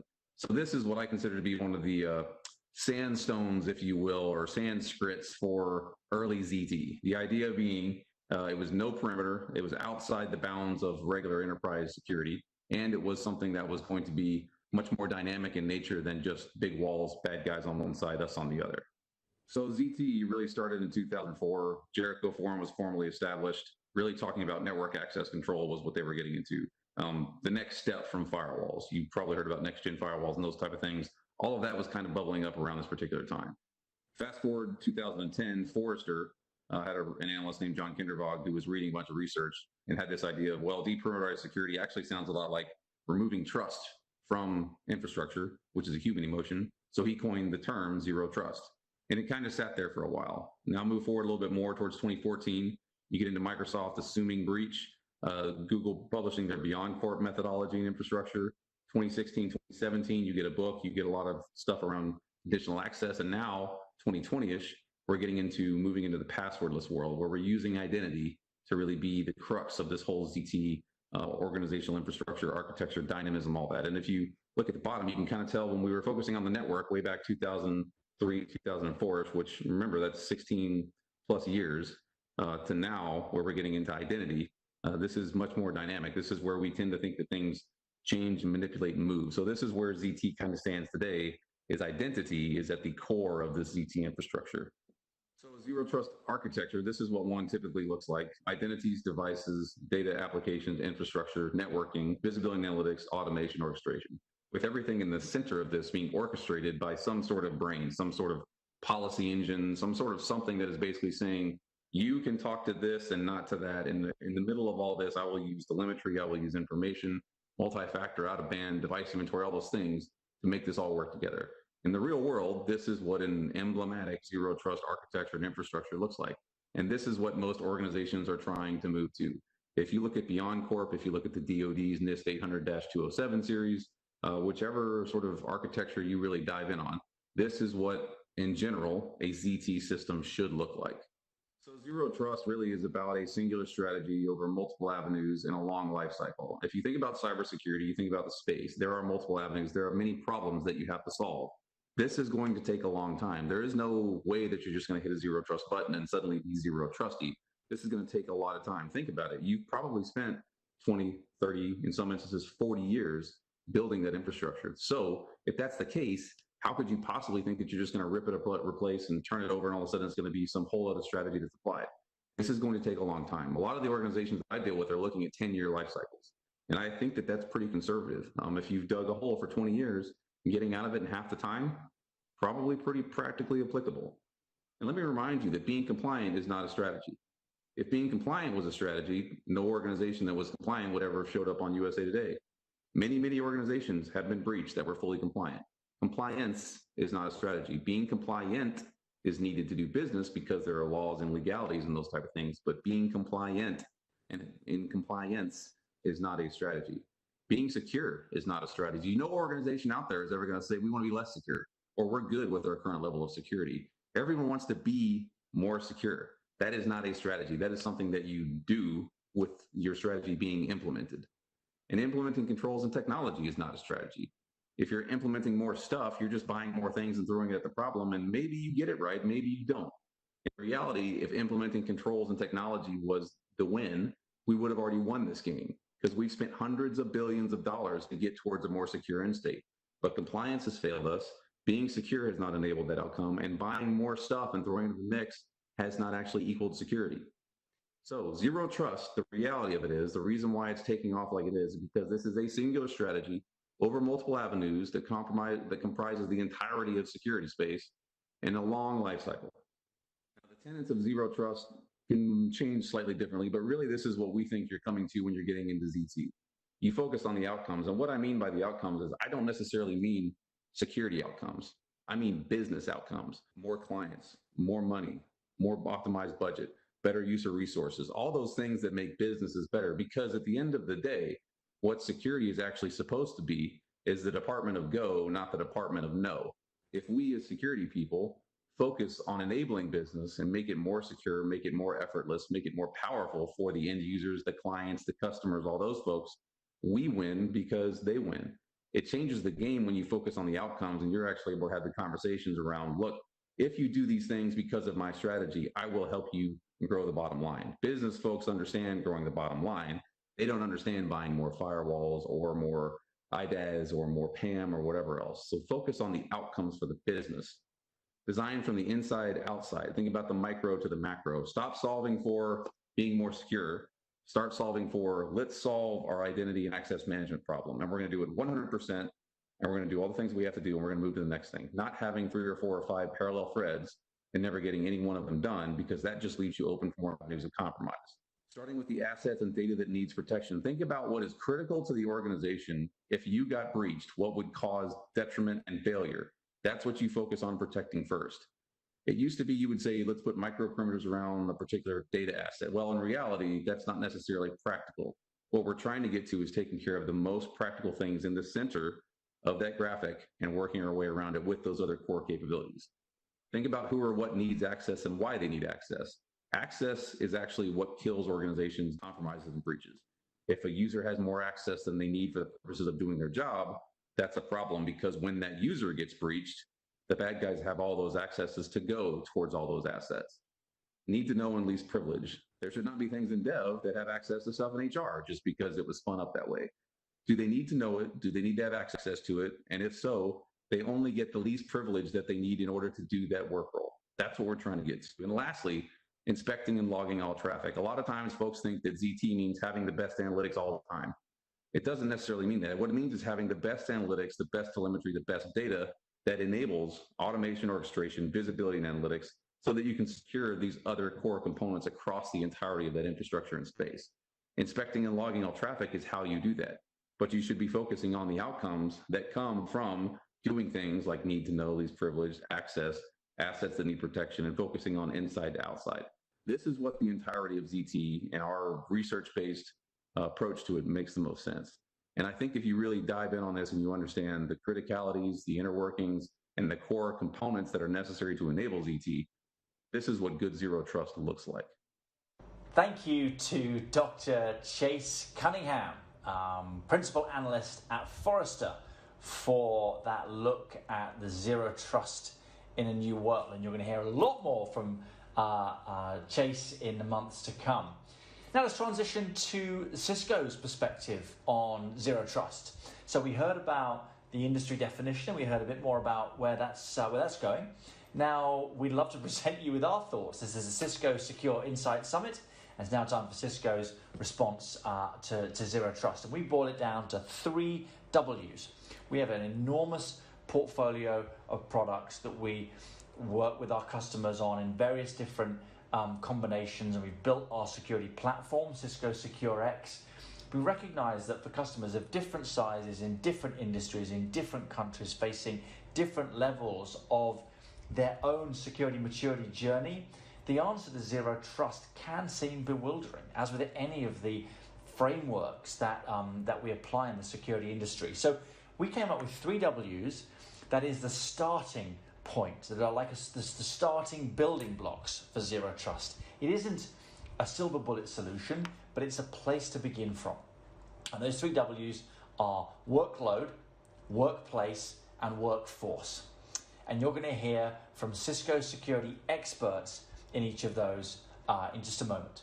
Let me set those up and I'll hand over. First of all, workload. That's about data and applications having moved into the cloud. How do you provide the right level of microsegmentation? How do you apply policy and security to secure access to those workloads? Second of those is workplace. So we still have physical networks and infrastructure, printers, IoT devices, laptops entering buildings, needing to be provisioned with access. How do you apply secure access to the physical infrastructure? And then lastly, probably the most important, if you think about recent times of those W's, the workforce, user and devices.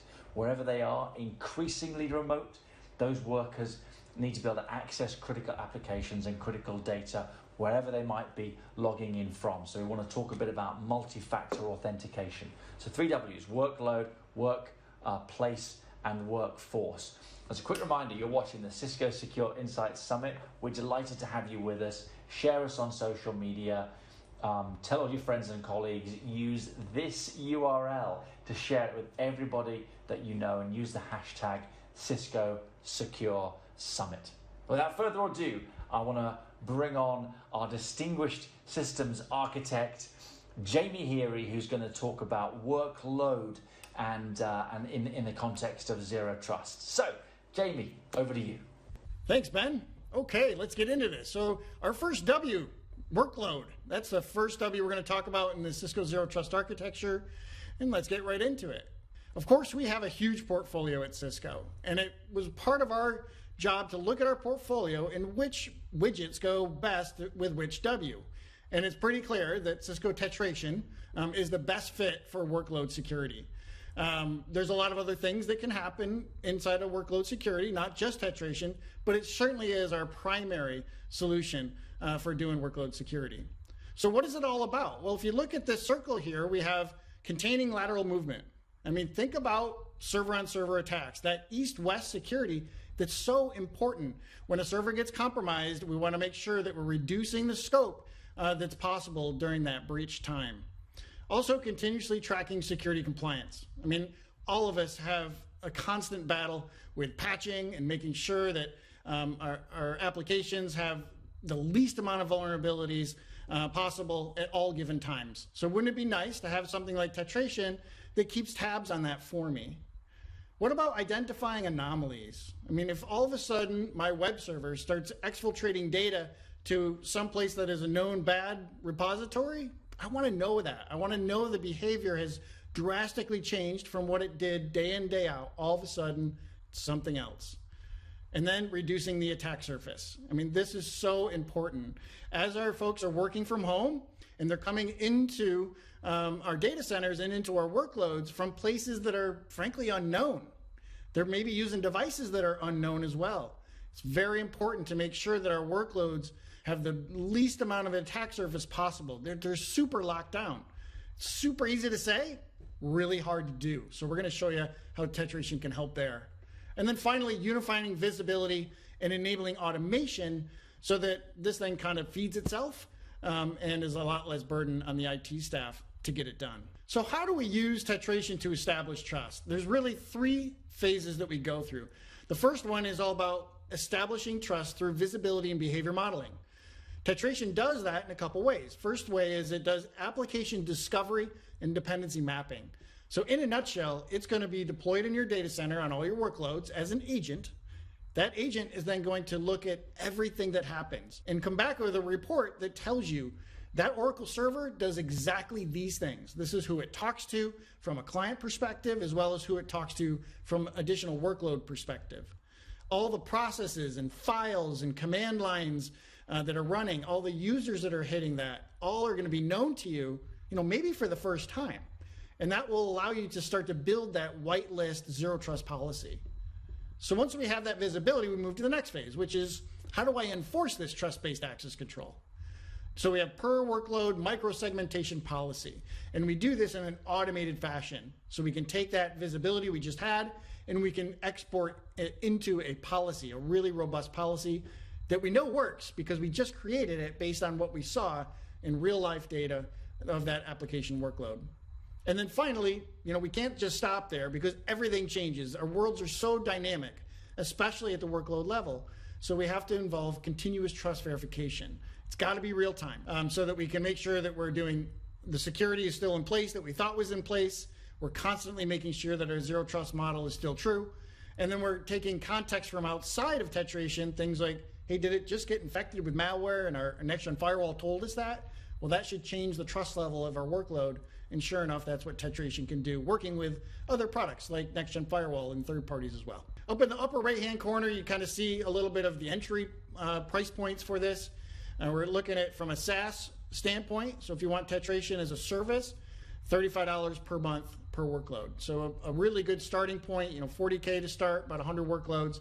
And licensing is simple. Just one license for everything. You get all the stuff we're going to talk about today. So to understand your workloads, Tetration has a lot of different things it offers. One is automated discovery and what we call clustering. So that icon on the left-hand side is what we call a cluster diagram. It tells you exactly what applications talk to other applications and how they do it, like what ports and protocols they're using to converse. And then the next way that we do it is through this application dependency map. It shows really great detail of exactly how the different component parts of your whole process works.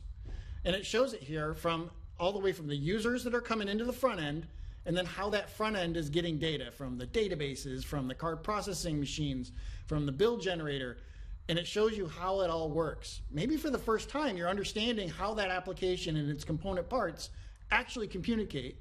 Then we can take this and put it into a policy, like is shown below. That policy can include user data. Like, I'm only going to allow you to talk to clients that have a posture that's compliant with my workload or with my client posture assessment. Like, if they turn off their antivirus, they don't get any more access into my application. We can also understand security group tags. So if, like, Identity Services Engine put somebody into quarantine because they did something malicious, well, I don't want my workload talking to them either. So that's where you see that second line that says SGT equals quarantine. That attribute is coming from Identity Services Engine. So pretty cool when you integrate the end-to-end architecture here from the user all the way to the workload. Now think about this from a work from home perspective, where those users coming in through VPN maybe, they're going to be given an SGT themselves as well. They're going to be given a group tag. Now Tetration can use it. Another real important part of Tetration is the compliance dashboard. And here's a brief snapshot of it. You have your overall scoring of what is my compliance of all these workloads together. And then we break it down into its component parts. Now, what does make up a B score for my data center here? And we break it down into 6 different ways. One is a vulnerability score. Tetration has the ability to look at every single package and application that's loaded on those servers and then do a vulnerability assessment of them. Okay, you're running Oracle version 10. We know Oracle version 10 has these 500 vulnerabilities that apply with that. And then you can make really good decisions on where to put your workforce to remediate these vulnerabilities in a methodical way. The next one is it does a hash of all of the processes running, all the applications you have running, and then runs them through a database of known malware hashes. If we get a match, it'll show up here. And across the way, I'm not going to go through each one of them in the interest of time, but just know that we're doing a comprehensive look at how secure your workloads are at any given time. And most importantly, where to focus your efforts. When you look at your environment, where to focus your efforts first at the most vulnerable and the most damaging areas. So workforce context that we have, especially from a work from home environment with an AnyConnect user, for example, coming in, or an ICE user, somebody that's authenticating through ICE, maybe at a home switch or home wireless setup. That context, we can use it at the workload side to help us enrich that zero trust policy. So let's take a look at how we might use this. The first way would be a segmentation policy that brings both worlds together, the workforce side and the workload side. And I want to say that only the group finance users are able to access the financial reporting system. But printers, they can't connect to any of the database servers. Like, why would they? If they are, that's a problem, right? They're probably infected with some kind of malware that's trying to propagate itself. So when we break this down, Tetration's allowing us to create that end-to-end unified zero trust policy. But we started with, on the left-hand side there, auto-generated behavior-based policies. It went out and found my whole application structure. It modeled it. It told me exactly how that application works, how it communicates, who it communicates with. And in the middle, I can then enrich that with context and metadata from other things like VMware. I can go to VMware and grab observables from VMware and those attributes. From Kubernetes, I can grab container-based attributes, DNS systems, just a lot of third-party data that I can enrich that policy with and use those objects in my zero trust policy. And then finally, on the right-hand side is the user and device context. And that comes primarily from 2 places. It comes from AnyConnect NVM and ICE. So let's drill into those ones a little bit. So here we have, on the first top pane there, that's all AnyConnect. So AnyConnect is answering very good questions that we might have about who's talking to my workload. Is it John? If it's John, what's the context around John? Is he a member of the finance group, or is he a contractor? I would really want to know that before I give John access to that workload. What about the device that John's on? Is it one of my corporate devices? Is it a Windows machine? Is it a mobile device? Is it grandma's machine? I want to know that too, because it might affect the access that I give, and it definitely will affect the trust level that I have for John. I would like to know the posture of John's machine, like what processes are running. And when I see a flow at the workload, I can tie that flow all the way back to the actual process, the application on John's machine through AnyConnect what created that flow. Was that a Chrome browser? Was that a malicious piece of code that's running on John's machine? I'll be able to tell exactly what created that. Down below is ICE. So ICE with PX grid integration directly into Tetration provides us the ability to do rich telemetry data from endpoints as well. This will include, device profiles. Is that a printer, some other IoT device that I know about? Is it a user? If it is, what do I know about that user? It can do security group tags, which are our ability to do dynamic grouping of things and use those policies use those objects rather in policies inside of Tetration. So a group might be finance users. A group might be biomedical devices. You can determine what kind of groups you need there. It also has very rich mobile device properties. So you can get MDM-like posture out of it. For example, you could have a policy that said, you can't talk to my workload if you're on a jailbroken iPhone. Like, how cool is that? Really getting that end-to-end integration. All right, now let's wrap it up for that W. We walked you through, a lot of things about workload, how we can make a workload policy that has relevance to a secure remote worker. So now as your workforce is outside of your normal campus, we still have the ability to create these really contextual rich policies all the way down to the workloads that are still resident at your data center. And those users that are VPNing in by the droves with whatever kind of machine and whatever kind of environment, you now have that zero trust policy in place with that much reduced footprint from an attack surface perspective. And with that, I'll hand it off to the next W. Thank you, Jamie. Really excited to be here today. My name is Justin Buchanan. I'm Director of Product Management for Identity Services Engine. Really excited to talk to you today about some of the things that we're doing for Zero Trust for the workplace. For those of you that don't know, this is Cisco's preeminent solution in order to secure workplace resources. And so when we look across Zero Trust for the workplace, there's a couple of different things that we can do. Really, we look around visibility, segmentation, and compliance, and I'll talk through all three of those. From a component perspective, there's two main parts to Zero Trust for the workplace. That's Identity Services Engine and DNA Center. I'll talk a little bit about what we're doing for both of those. On the visibility side, obviously ICE today does a very good job of profiling end devices. We have a new tool coming out called Cisco AI Endpoint Analytics that allows us to go deeper into the network to get even better visibility. We're leveraging DPI and machine learning to really narrow down and focus on those unknowns and hopefully reduce them to just about zero. Additionally, we have some new features coming out from a posture perspective that I'll talk about in some upcoming slides. So once we have that great visibility in the network, what we want to do is we want to be able to segment those users and devices, right? And so as an example of this, we really don't want maybe our IT cameras or security cameras on the same network as our corporate assets. A lot of these IoT devices today have very old versions of firmware that hackers can get into. If you look at things like WannaCry, etc., once hackers are able to get into a network, they can move laterally, and segmentation really helps to cut down on any sort of lateral movement within the network. Finally, once we have segmentation, we move to containment. And we can do containment really a number of different ways, but the main way we do it is via the PXGrid ecosystem. We've been growing this ecosystem for over 3 or 4 years now. We've gone from just 3 or 4 partners all the way up to 80 partners today. From a PXGrid perspective, what we're really looking at is the ecosystem and indication of compromise that we see from these ecosystem partners.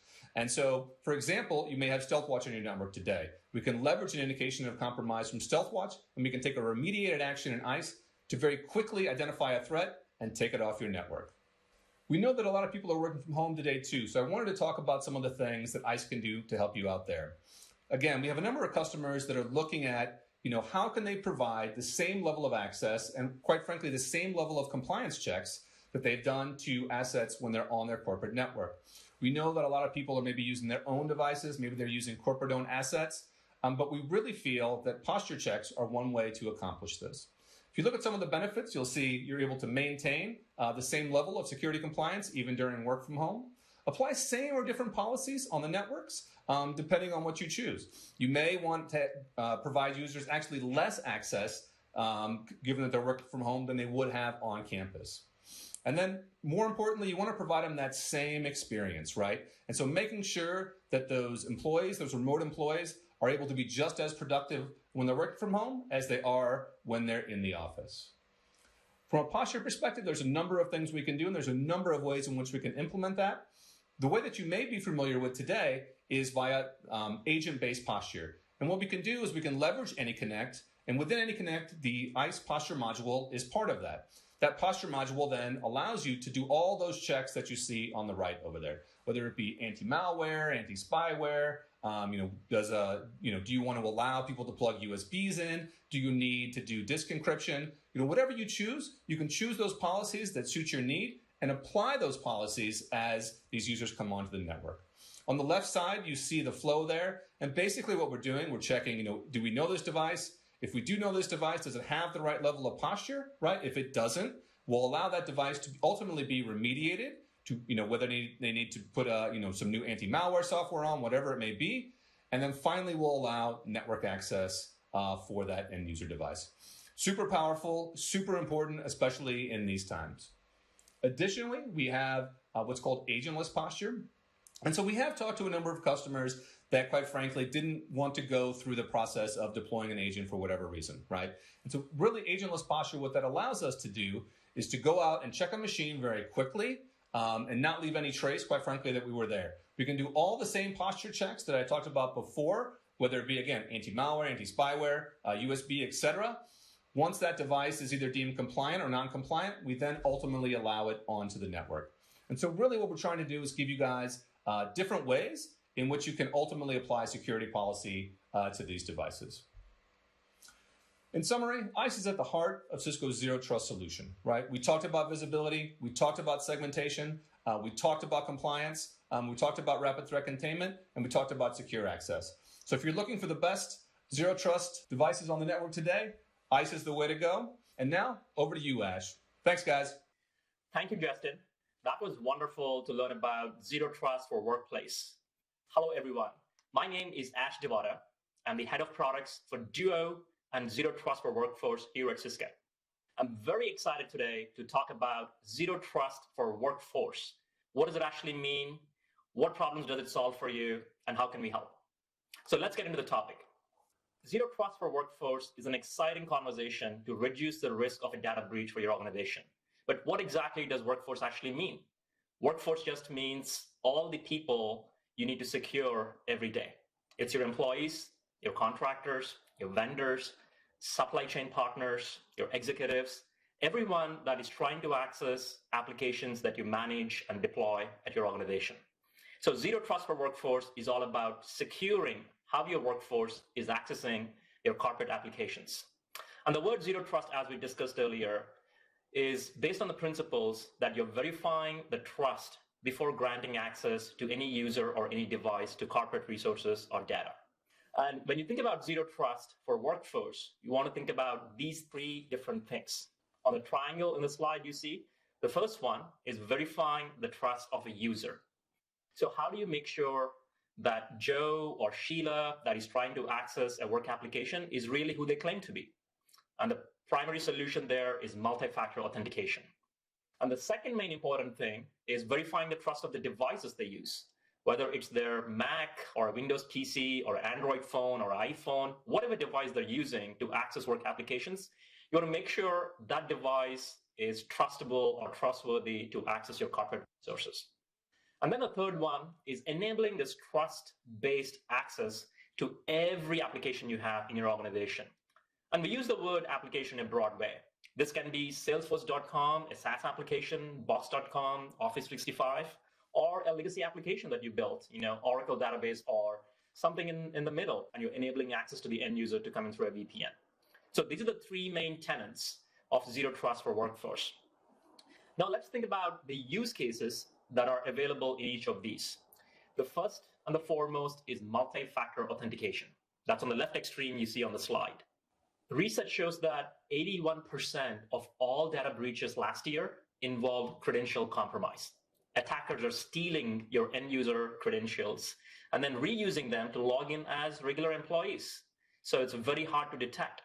And the best way to reduce that risk is by enabling multi-factor authentication for all your users for all the applications you have.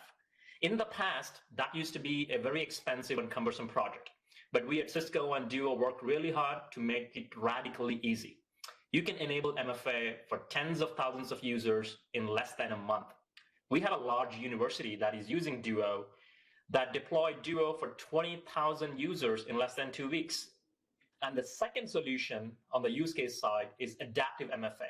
This is all about enabling risk-based policies for users. So if the user belongs to executive group, they have to have these kind of policies. But if the user belongs to a contractor group, they have a different set of policies. This is very crucial when it comes to government employees, where to log into a certain system, you need to use a compliant authenticator. Maybe text-based one-time passcode is very weak, and you have to use a push-based authentication or a FIDO-enabled token. These are all the different authenticators we support, anywhere from SMS one-time passcode to hardware tokens, all the way to push-based authentication or FIPS-compliant tokens. And the last one there is passwordless authentication, which is very exciting. This is all about how do you eliminate the use and reliance on passwords over time. You know, no one likes passwords. Maybe attackers like passwords because they can compromise them. But reducing the dependency on passwords is something you can achieve by deploying Duo in the Zero Trust journey.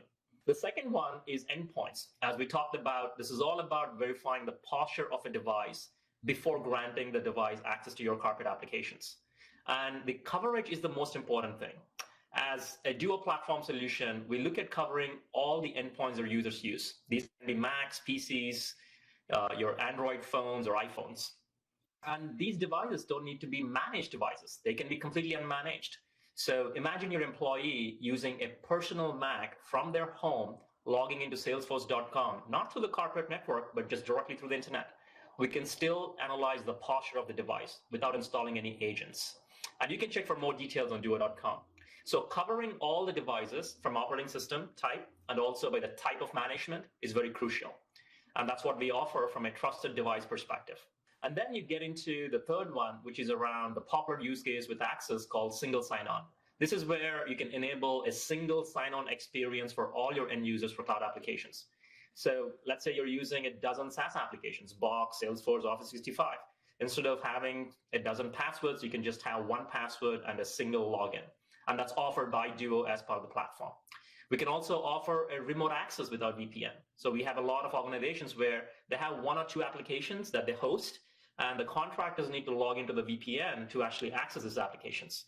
So you're letting the contractor access your whole network when all they need access is to one application. Using this functionality from Duo platform on the Zero Trust side, you can enable or publish that single application instead of letting the contractor log into your whole network. These are a lot of use cases, very critical use cases, but you might be overwhelmed on where do I start? So we have more than 20,000 customers using Duo platform for Zero Trust. We did a lot of research and understood that every organization wants to reduce the risk as much as possible in the first few weeks or months of the deployment. So a lot of organizations start with step one, which is multi-factor authentication. It is the most powerful security control you can have for all your employees to reduce the risk of a data breach. And once you deploy MFA for all the users, you get visibility into all the devices they're using.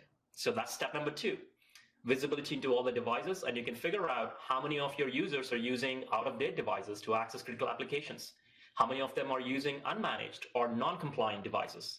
We have customers, a tech company out of Singapore, that actually found their users are using jailbroken iOS devices to log into critical work applications.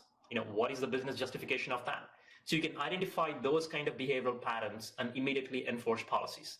One of the key policies you can enforce there is prevent a user with non-compliant device from accessing critical applications. So you can say, I want to block any user that is using a jailbroken iOS device to log into salesforce.com. And you can actually tell the user through a Duo interface at the time of authentication that the user needs to update the device to log in. So it kind of replaces your mobile device management tools, that kind of invade privacy and have their own challenges. So that's step number two and step number three, where you're understanding visibility into the devices and enforcing policies that can actually secure the device. You're enabling the end users to apply patches to the device and bring the posture to an acceptable level. And from there, you get on to more advanced contextual policies that can be based on the location of the user, the time zone, what type of machine they're accessing from, what application they're trying to access. So you can do a lot of combinations in terms of what policies you enforce. So that's kind of the maturity model And this can be your 1 to 3 year strategy for Zero Trust. If you are the security or IT leader for a 10,000 people organization, this is definitely a 2 to 3 year project. And you want to start with MFA and focus on that deployment for the first 3 to 4 months. So where do you go next? You can go to duo.com now and learn everything about MFA, Zero Trust, and Device Trust, and SSO that's published on the website right now. You can also sign up for a free trial. It'll literally take you less than 10 minutes to sign up for a free trial and enable Duo for one of your favorite applications. And these can be your SaaS apps, on-premise apps, VPN. We have hundreds of integrations outside of the box. So definitely try this. Go to duo.com and sign up for a free trial. And that's pretty much what we have today from a Zero Trust for Workforce perspective. Now I want to turn it over to Ben, who has an exciting interview with one of the customers who is deploying Zero Trust solutions from Cisco. Great. Thank you very much, Ash. That concludes our look at the 3 W's of Zero Trust: at the workforce, at the workload, and at the workplace. So thanks to Jamie Heery, Justin Buchanan, and Ash Devata for covering that. Now, at this point of the Cisco Secure Insight Summit, let's bring on a customer. Let's hear from someone that's really implementing this. And I'm delighted to bring on our next guest. It's David Stockdale. He is Deputy Director of IT Services at the University of Queensland. He's also a Director of OzCert. And one of the things David's going to be able to do is talk to us a bit about, first of all, someone who's in the middle of this Zero Trust journey, but also someone who's doing it at incredible pace. Because, of course, when you think about user and device trust and authentication and protection in our current environment, the need to do that rapidly and to do that with the constraints of being a remote worker ourselves is incredible. So David's got quite a unique story to tell. And I'm going to just stop talking, bring him on and let him do it. So David Stockdale, welcome. Hi, Ben. It's a pleasure to be with you and Cisco. Thank you. Tell me a bit about the university. I mean, I know it well from time spent in Australia. For the rest of the viewers we have across the region now, maybe just go a bit into the size, the scope of the university, anything that would help paint a picture of daily life in the IT infrastructure of the University of Queensland. We are one of the top 50 universities in the world. We're part of the G08, the group of 8 universities within Australia. So we're very research focused. We have, for a number of years, been one of the universities that's received the most research funding from the Australian Research Council. So we're very fortunate. We're approximately a $2 billion business, and we have around 53,000 undergraduate and postgraduate students. And about 6,500 staff, that's full-time equivalent staff. But the nature of the campus is one that is very open as well. So unlike many corporate organizations where everything is quite well locked down, university is quite the opposite. It's quite open, which leads to some interesting challenges. I don't believe that whilst there is a border in terms of the university campus, there's actual physical locations. I don't see there being a border to our network anymore. It's very open. And again, we encourage people onto the campus, and we encourage people to be able to connect onto our networks, but we need to do that appropriately. So these are some of the challenges, because we're protecting leading research. Some of that has obviously medical implications. Some of it is defense related. All of our research is something we need to protect until the appropriate moment where we go into the publication phase. How do you think about whether you think about it as a trade-off or a balance, where you've got the need to have openness and collaboration and the need for security? Those could seem to be antithetical almost. How do you think about trading one off against the other, or allowing both to an extent? Can you just talk about some of the thought processes and the conversations that you have when deciding how to set policy in that kind of environment? Well, yes, certainly. We've thrown away the adage that if you're in a particular location, you must be trusted. I mean, that's something that's gone away. And this comes to my the whole boundary idea that just because you're there doesn't mean you're a person who we want to have connection to our network. And you're right, it is a challenge to have that openness and at the same time have that security. But it really comes down to understanding who's who, understanding what's what, and what you need to protect and how you need to protect it. So some things we want to be more open, some things we want to be more closed. So it's about understanding what's happening on our network. And what the appropriate controls are based on for the people who are trying to use it as well. Thank you, David. That's interesting. I wanted to end on or last set of questions really were looking at now user and device, because I think we all we're speaking to each other now from the safety of our own environments, I think, and we're all in a different physical place than we thought we might be, this time a few months back. And all of us have gone through challenges and changes of direction. And maybe can you just talk a bit about the kind of speed of deployment, or how you work with Cisco, or how we partnered with you around specifically around the protection of your team members that needed to be remote, and the speed of deployment there? Because I understand that we were able to work together and solve some problems there around the current pandemic requirements. Yes, certainly.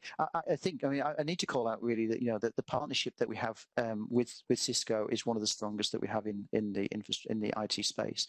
And you are a fantastic partner, and you've really enabled us to transition into this sort of very secure environment with the Duo product.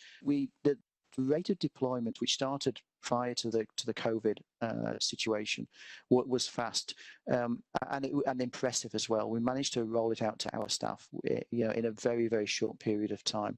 But one of the most important, I suppose I was going to say metrics, but I don't actually have the numbers. But one of the great wins for us was the fact that we did actually employ some additional service desk staff to take calls, and there were so few of them that we didn't need them in the end, because it was so intuitive. The product was so intuitive.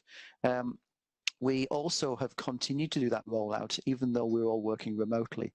And the University of Queensland doesn't really have experience. It's not like a bank that rolls out applications to a customer base that's distributed across the country or anything.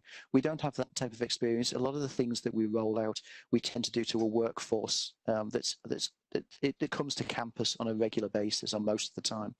But we've managed to continue to do that rollout to staff that are working remotely with almost zero incidents or problems, I should say, not incidents, but problems. And that includes to some of our our clinicians as well. And some of those clinicians are in the middle of working on the current pandemic. So we've had the confidence to be able to do that to those that part of our community, and that speaks volumes about what a good product it is. Not only that, it's such a good intuitive product from the user perspective. Very keen to take that approach of when we're looking at things. What does it look like from the person who's using it? From an IT person, we can all say, "Oh yeah, I understand that. I got it to work." Well, it's not really about that. It's about those people who have got no IT skills, and the people have taken to that product so easily. It's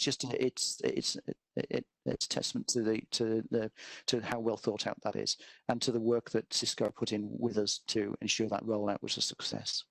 That's wonderful to hear, both the fact that it's easy enough for folks who are not security experts to use, and the fact that the help desk teams were not busy. We often use the phrase the democratization of security to mean that security should be able to be in the hands of everybody who needs it, and that's a great example of that.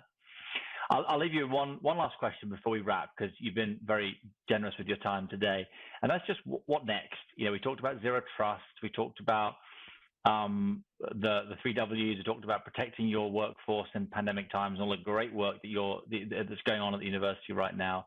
I mean, what does success look like for you in the long term, and what sort of strategy are you trying to pursue in helping the university to build for the future? Well, on a practical level, what's next is the segmentation of our local area network. It's about protecting some very important data that passes across it. But what does success look like? Success for me looks like an environment that we are confident is secure, and where it doesn't really matter where the workforce is. It's irrelevant. We want people to come to campus, but equally so, we don't expect them to be there. And we want them to be able to operate securely from anywhere globally. And really being able to get to all of our services being fully open onto the internet, but ensure that the right people have the right access at the right time in a secure manner. And that's the key, is a secure manner is for me what success looks like. That's fabulous. I mean, and that's no small feat either. So, I mean, I understand, given the scope and the size of your institution, the number of people and that incredible sense of collaboration that you're trying to foster, that isn't easy and yet so important, because success then for the university is people collaborating on important work from wherever they need to be in a very distributed fashion, which is probably going to result in faster time to value, which when you're working on important vaccines or related work to medical challenges is obviously, incalculably important. So on behalf of all of us, thank you, David, very much for being a great partner. We will strive to be there with you as you take your next steps. And I'll just formally say, David Stockdale, Deputy Director of IT Services at the University of Queensland and Director of OzCert. It's been great to spend time with you today. Thank you for joining us. Thank you for the opportunity. As I say, the partnership with Cisco is a great one, and we really do appreciate and value it. Thank you. Now, to wrap it up, I'm going to do one more thing on this Cisco Secure Insight Summit, and that's to hand over to John Maynard. And John is the Vice President of our Global Security Specialists Organization, and he's going to wrap up the summit and take us home. So, John, if you're ready, over to you. Hi, everyone. My name is John Maynard, and I'm the Vice President of Global Security Field Teams here at Cisco. It's been a busy day, and, I know you've heard from a lot of teams around what we're doing around secure remote worker and zero trust. We kicked off the day with Wendy Nather, who gave you some of the CISO priorities that we're really talking to right now. Organizations around the world have had thousands of employees work from home en masse, and that's fundamentally changed the risk profile of the organizations and how the security teams think about risk management and how they think about device visibility. We've got employees that have moved off network and are accessing applications on-premise, whether they're in the cloud, whether they're native cloud applications in the form of SaaS. And they're doing that from corporate-owned devices, but they're also doing that from their own devices, their iPhones, their tablets, et cetera, et cetera. And what that's done is it's mean that our customers and our organizations, governmental, enterprises, mid-market customers, small customers, they've all had to make sure that they can cope with this increase at scale in a very, very short period of time. And typically that's meant setting up infrastructure to make sure that the VPN can typically scale to this number of users using remote access concurrently. But it's also meant that those customers that were on the process and on the program towards a zero trust framework have essentially accelerated their view of, and their progress towards zero trust. So we've had organizations look at how they think about device visibility. What do they have on the endpoint? How do they think about securing that identity and that user? And then how do they start to think about getting the risk profile of that user and the risk profile of that device and bringing that together to make continuous authentication decisions based on a risk profile and a risk management framework. And what we've also seen is organizations really trying to drive quick time to value and to adopt these security controls very, very quickly in the new world. And so when we think about security today and in the future, it needs to become much closer to the user, much closer to the device, and then importantly, much closer to the application and to the workload.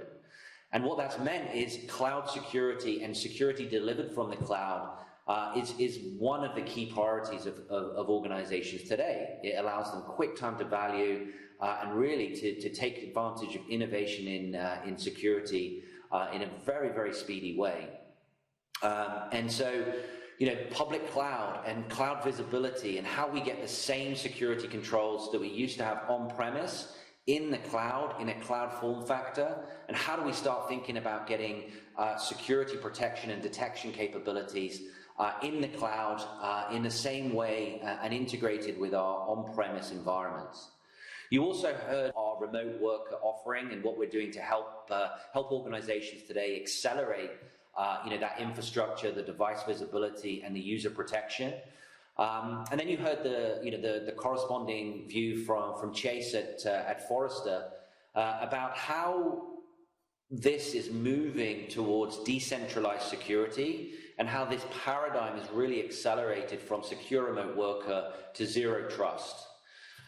You heard from Interpol, fantastic presentation from Interpol about what has really happened on the external market. So how are the adversaries, taking advantage of the new risk profile and the new attack vectors to really attack organizations today using COVID-19 and remote access, as a key inflection point to launch their attacks. And then you also heard from Jamie Heary and some of our distinguished technical teams around how we think about remote work and how we think about secure zero trust. And we talk about the 3 W's: the workforce, the workplace, and the workload. And so I hope today has been informative to you. I hope you've got value out of it. And the team is here to help you on your journey. So please reach out to your account teams and your security teams at Cisco. And thank you very much for joining the virtual summit. Thank you all of us for joining on this day 1 of the Cisco Secure Insight Summit. Below me, you'll see flashing the URL that you need to use and to remember for day 2 coming soon. And you're going to want to tune in for that. We're expanding the conversation. We're going to talk about security, working together as a team. We're going to hear from a customer, Lou Saviano, talking to our very own CISO, Steve Martino. We've got a demo of our brand new security platform, Cisco SecureX.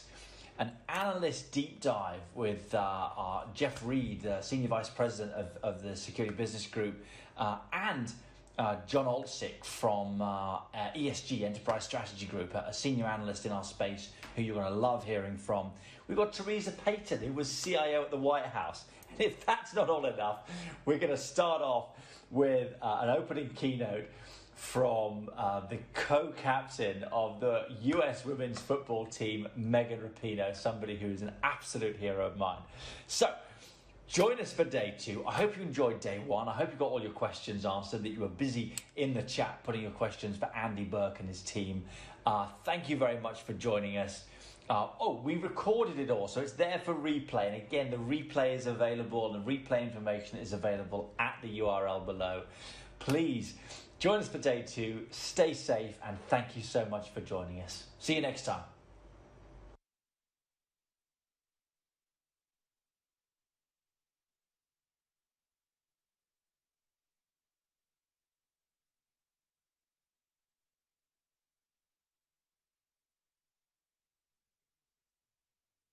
April 16th, 2018. This is Tokyo. This is Rakuten. These are Cisco executives invited to a meeting with Rakuten.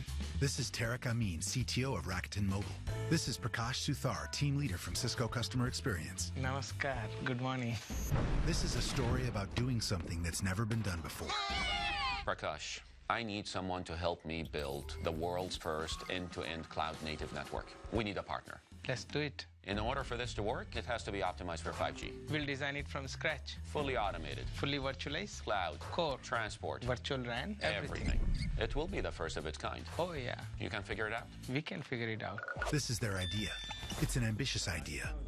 An unprecedented idea. It's true. But this is what industry executives called it. Impossible. But that didn't stop them. That just made them hungry. So, Prakash, how about developers? We'll create a platform. Different systems. Different partners working together.